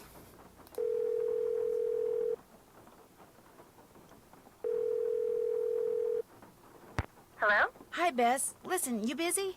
Why? I need you to do something for me. What? I need you to infiltrate the meeting of the Jolly Rogers crew that's about to be held at Rampart and Dumaine, which has got to be right near Zeke's. You're going to have to look around for it. Now, to get into the meeting, you'll need to put on that skeleton man costume you saw in the back room. And once you're in the meeting, you'll need to listen for the name that opens the meeting so you can tell me what it is, okay? No. Beth, I know you don't like to do stuff like this, but this is really, really, really important, and it'll be the last thing I ask you to do. I promise. I'm going for this line again. Absolutely, unequivocally, irrefutably, incontrovertibly, no. Which, of course, actually means yes, because if I don't do this, I'll be stuck here by myself until you give up. And since we both know you will never give up, I don't suppose it would do any good to point out that the curio shop is closed. You'll find a way in. Oh, and if anyone at the meeting asks, the password is scuttled bones. Okay, I'll give it a shot. That's the spirit. Alright, this is our last time playing as Bess. We get to explore this new pathway, which suddenly reminded me of the next game, Phantom of Venice. Anyways. Ugh, gross. The one thing in Bess's inventory at the moment, because we did have that powder earlier.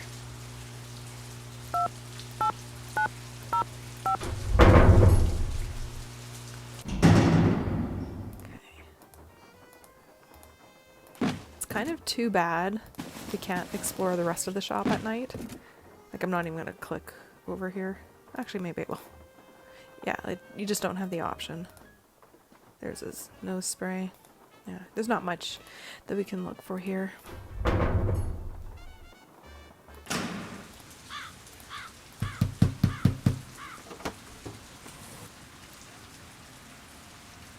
What's the password? Password? Right. First time I played this game, I couldn't scroll, or I didn't know I could scroll. I kept missing it, and I was like, well, my answer's not here, so I picked, I think, Scuttled Bow, knowing it was wrong, and got annoyed. But yes, you can scroll, like in all the other dialogue options. Scuttled bones.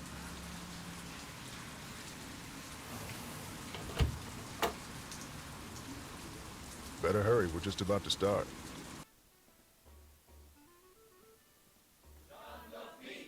Uh-huh.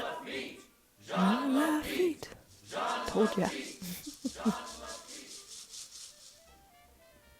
Welcome, my fellow Jolly Rogers. that We voice. have several pressing matters to discuss this evening, so let us begin. As you may or may not have heard, certain city officials are attempting to deny us the right not only to gather in public places during the Mardi Gras season, but they have also seen fit to... Shoot, I forgot to turn off my cell phone. Good cell phone interruption, too. It seems we have an uninvited guest. Get him! Let go! You're making a big mistake. Let go of me. Look, I'm not here to make trouble. You're making a big deal out of nothing. Can't we just talk about this? Where are you taking me? If you just let me explain. That would be terrifying. It seems our trespasser is of the female variety.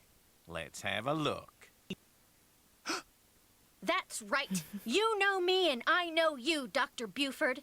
And I also know that you were the one who attacked my friend over at the Beaulay Mansion today.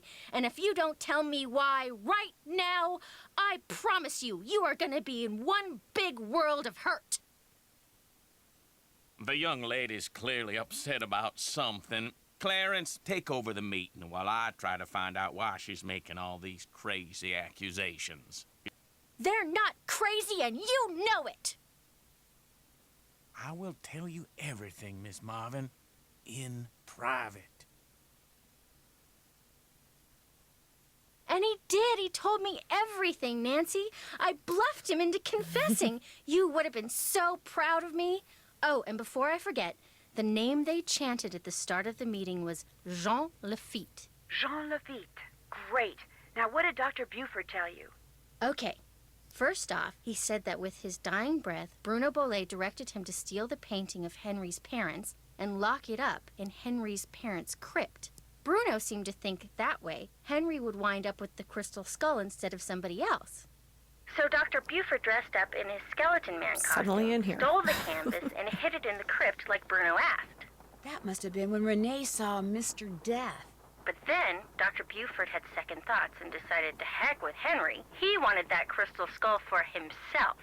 So this afternoon, he dressed up in his skeleton man costume again and snuck into Henry's house so he could get the key from that mini cemetery and retrieve the painting he'd left in that crypt, knowing the painting would somehow lead him to the skull. Only I walked in on him and ruined everything. Right. And now that we're onto him, he says he no longer wants the skull. He's embarrassed that he allowed his superstitious side to get the best of him and says whoever finds the skull is welcome to it. At least that's what Dr. Buford said. Uh-oh. Uh-oh, what? I told him you were looking for the skull. That's all right. Actually, I told him you were on the verge of finding it. Why would you tell him that? I don't know, I got carried away.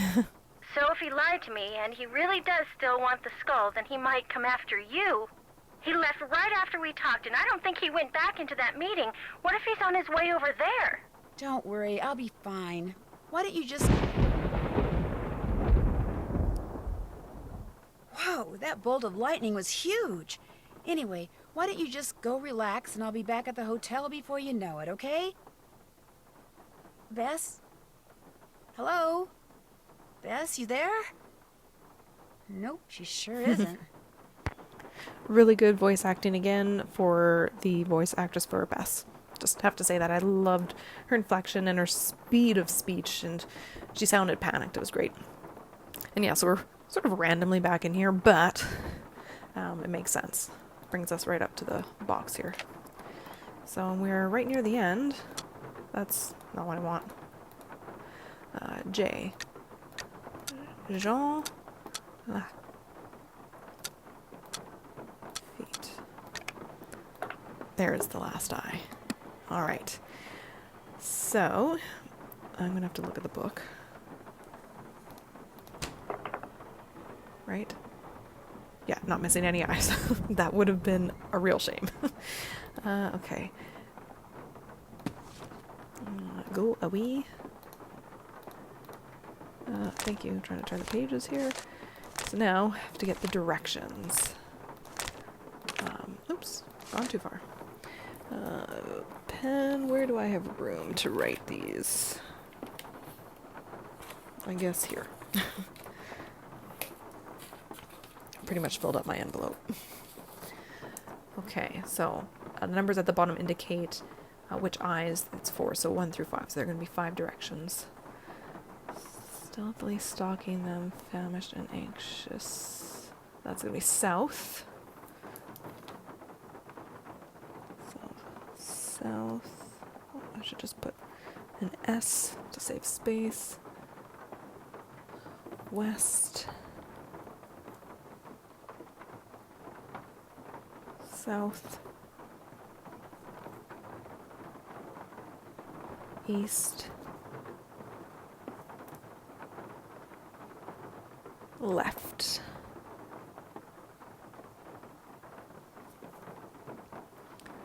Down. There are only going to be 2 on this page. Down again. I was pretty sure it was 2 down. Okay. So then 8 through 12. So 8, 9, 10, 11, 12. It's going to be another 5. Up. Make that letter clear. Up. That's down.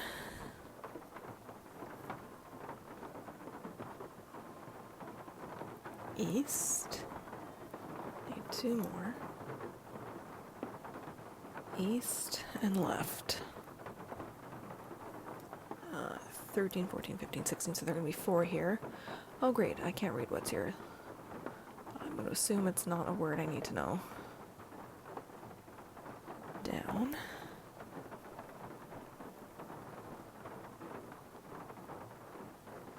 Down.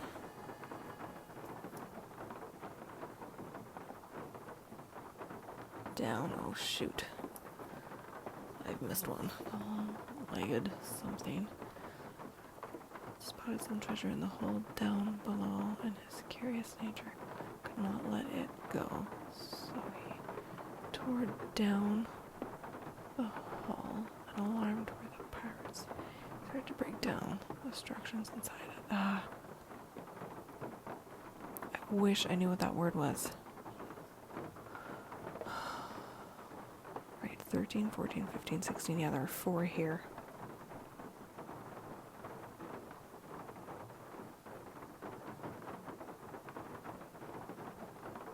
I'm just checking it one more time.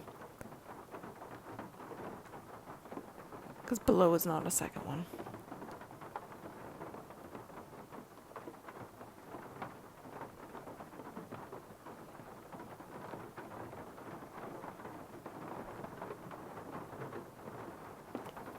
Well, I'm going to just put a space for myself, knowing that that one I'm going to have to fiddle with.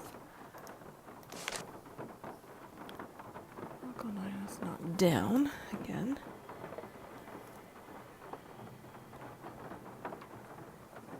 Oh, I mean 17, 18, 19, 20. I need 4.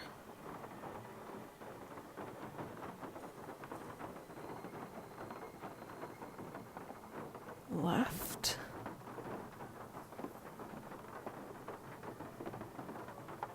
North and west.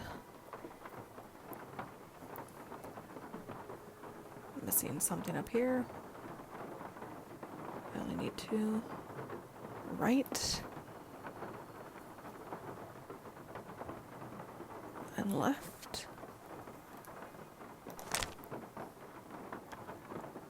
I need 3 for here, so we get down. Right.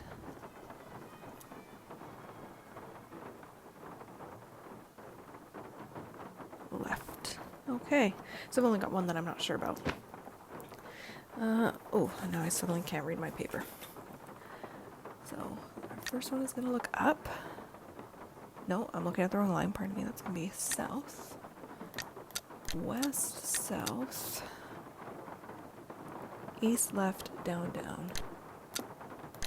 East, left, down, down. Up, down, east, east. Up, down, east, east. Unsure, so I'm just going to leave that one. And then I've got 3 downs. Down, left, northwest. Down, left, north, west. Right, left.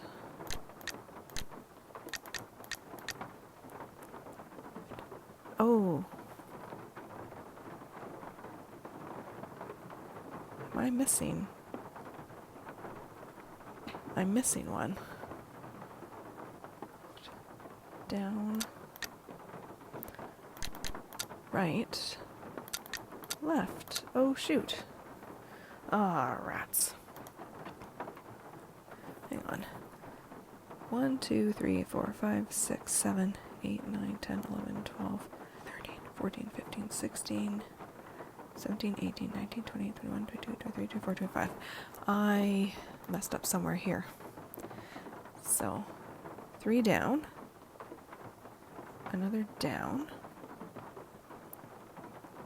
Left, north, west, right, left, down, right, left. Okay, so one of these is wrong.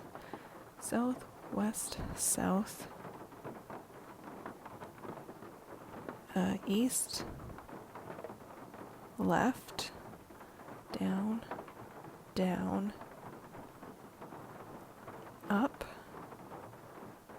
down, east, east. Oh, this is supposed to be left.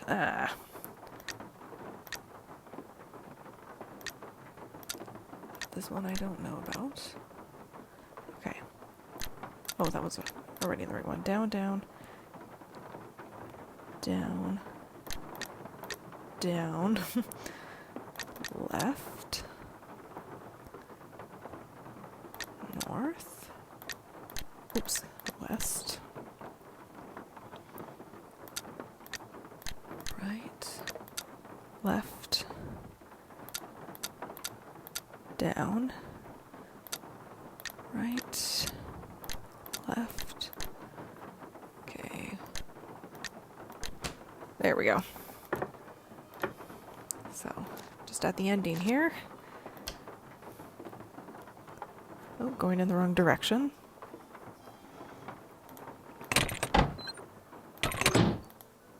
All right.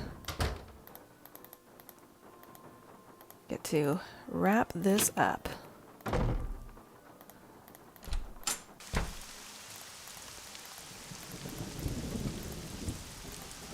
Oh, I did that wrong. So, we need this, and the music's going to change soon. It's going to be really great. Hand from the shovel. And then our final gigantic eyeball.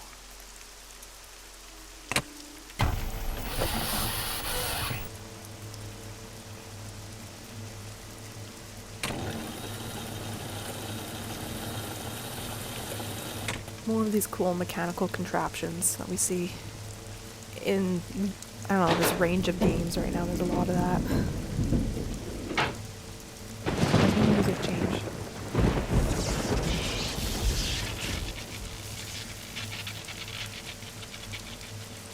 What? I'm not getting the music change. There's normally a particular track that plays right now. It's not doing it. Oh, I'm incredibly disappointed. Oh, lame. But there's our crystal skull. We have found it.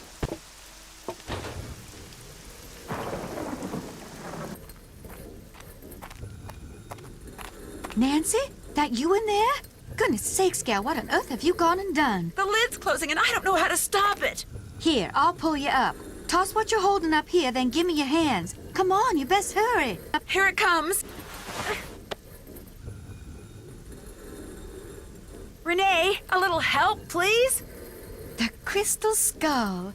After all that scheming, how do I finally get it? Why, this nice little Yankee gal just hands it to me. Renee, help me. Hurry, please. Thank you, Nancy. Bye now.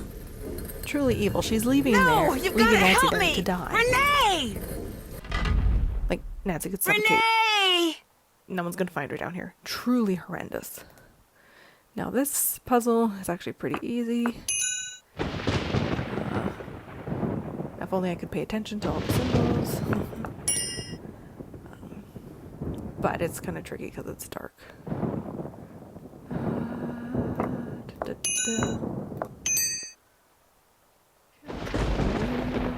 can't see what's in the corner. Oh, some more flames, please. Oh, not the same as what I was looking at.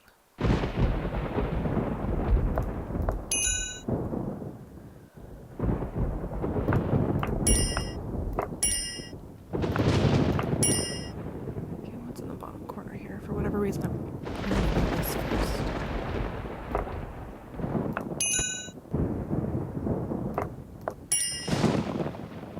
Lightning bolts. Let's see if I can find another one.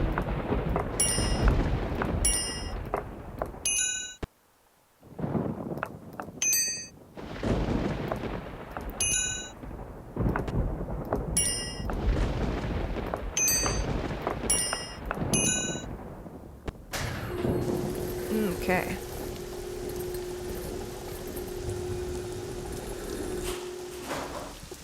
And now we get to Follow the footprints. I don't know the fastest way to get there.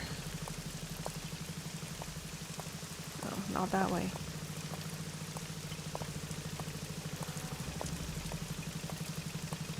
Renee, hold it right there. That skull isn't yours. To say nothing of the fact that you just tried to bury me alive. The skull is mine. It wants to be mine. Yes, I did my share of scheming to get it. I got Dr. Bolay to go to the authenticators, then switched the letter they wrote saying it was real with one I wrote saying it was fake, in hopes that Dr. Bolay would just hand it over to me. Yes, my plan failed, and yet, here we are. I have the skull. Why? Because it knows that I will fulfill its destiny. Bruno Bolay wanted Henry to have it. That's why he had Gilbert Buford steal that painting and hide it in Henry's parents' crypt. Because he hoped that way Henry would eventually find it. Henry's a fool. If he ever got his hands on this, he would just turn around and give it to that trashy girlfriend of his. Dr. Bolay, he just wanted it because he was terrified of dying. Gilbert Buford, too. And that Lamont fella, he just wants to sell it to the highest bidder. But me, my motives are pure. I am going to protect it so it can rendezvous with all those other skulls. I'm going to be right there when they start conversing, and all the mysteries of the universe are forever solved. Ah! And also fantastic animation. And I love her little screech. No, no, no, come back! Oh, she didn't say the last no. Ah. Renee burst into tears and sobbed as Bernie swam away with a crystal skull. It made me feel sorry for her for about 2 seconds. After all, while she may not have meant to cause Bruno's death, she certainly meant to cause mine when she left me sealed up in that crypt. It felt good to turn her over to the police. Later that night, Dr. Buford came over and apologized for knocking me out with that smoke bomb. Good. And for allowing himself to think, even for a moment, that Bruno's crystal skull was anything more than a pretty piece of quartz. To make up for his shameful behavior, he insisted on taking Bess and me on a grand tour of New Orleans. Seeing the city through the eyes of someone who loves it as much as Dr. Buford was truly special. He invited Henry too, but Henry declined. He was still trying to process the fact that his great-uncle wanted him to have the skull. Henry always thought that to Bruno he was nothing more than an annoying family obligation, someone Bruno couldn't care less about. Yet Bruno's request of Dr. Buford, made with his dying breath, proved that he did care about Henry. Apparently, and unfortunately for Henry, Bruno was the type of man who just couldn't bring himself to say such things out loud. As for Lamont, when he heard what happened, he closed his shop, bought enough marshmallows to fill a swamp boat, and has been scouring the bayous ever since, kicking every log he comes to in hopes of finding Bernie and the crystal skull inside him. But Bernie has yet to turn up. Maybe the skull didn't agree with him. Maybe swallowing it caused him to stop associating the sound of a kicked log with yummy sweet things. In any case, the Whisperer has disappeared, lost to the world once again, which is totally fine by me. Yeah. Ooh. What was Bernie's favorite food? Marshmallows. This is our first time where we get the this little quiz thing. I don't know what to call this. These awards, I guess. No clue left behind. Sweet tooth. No. Yeah. Anyways. Yeah. I forgot about this. Excellent. It says credits, but there should be a trailer. Talk about a detective's dream come true. The Italian police called me personally and requested that I travel to Italy and help them stake out a suspected thief in Venice. Unfortunately, what started out as a simple assignment in a city filled with canals, gondolas, and romance quickly morphed into a full-fledged undercover operation, and I soon found myself trapped in a maze of lies, disguises, and danger. Help me find my way out by joining me in my next adventure, Phantom of Venice. All right. Ooh.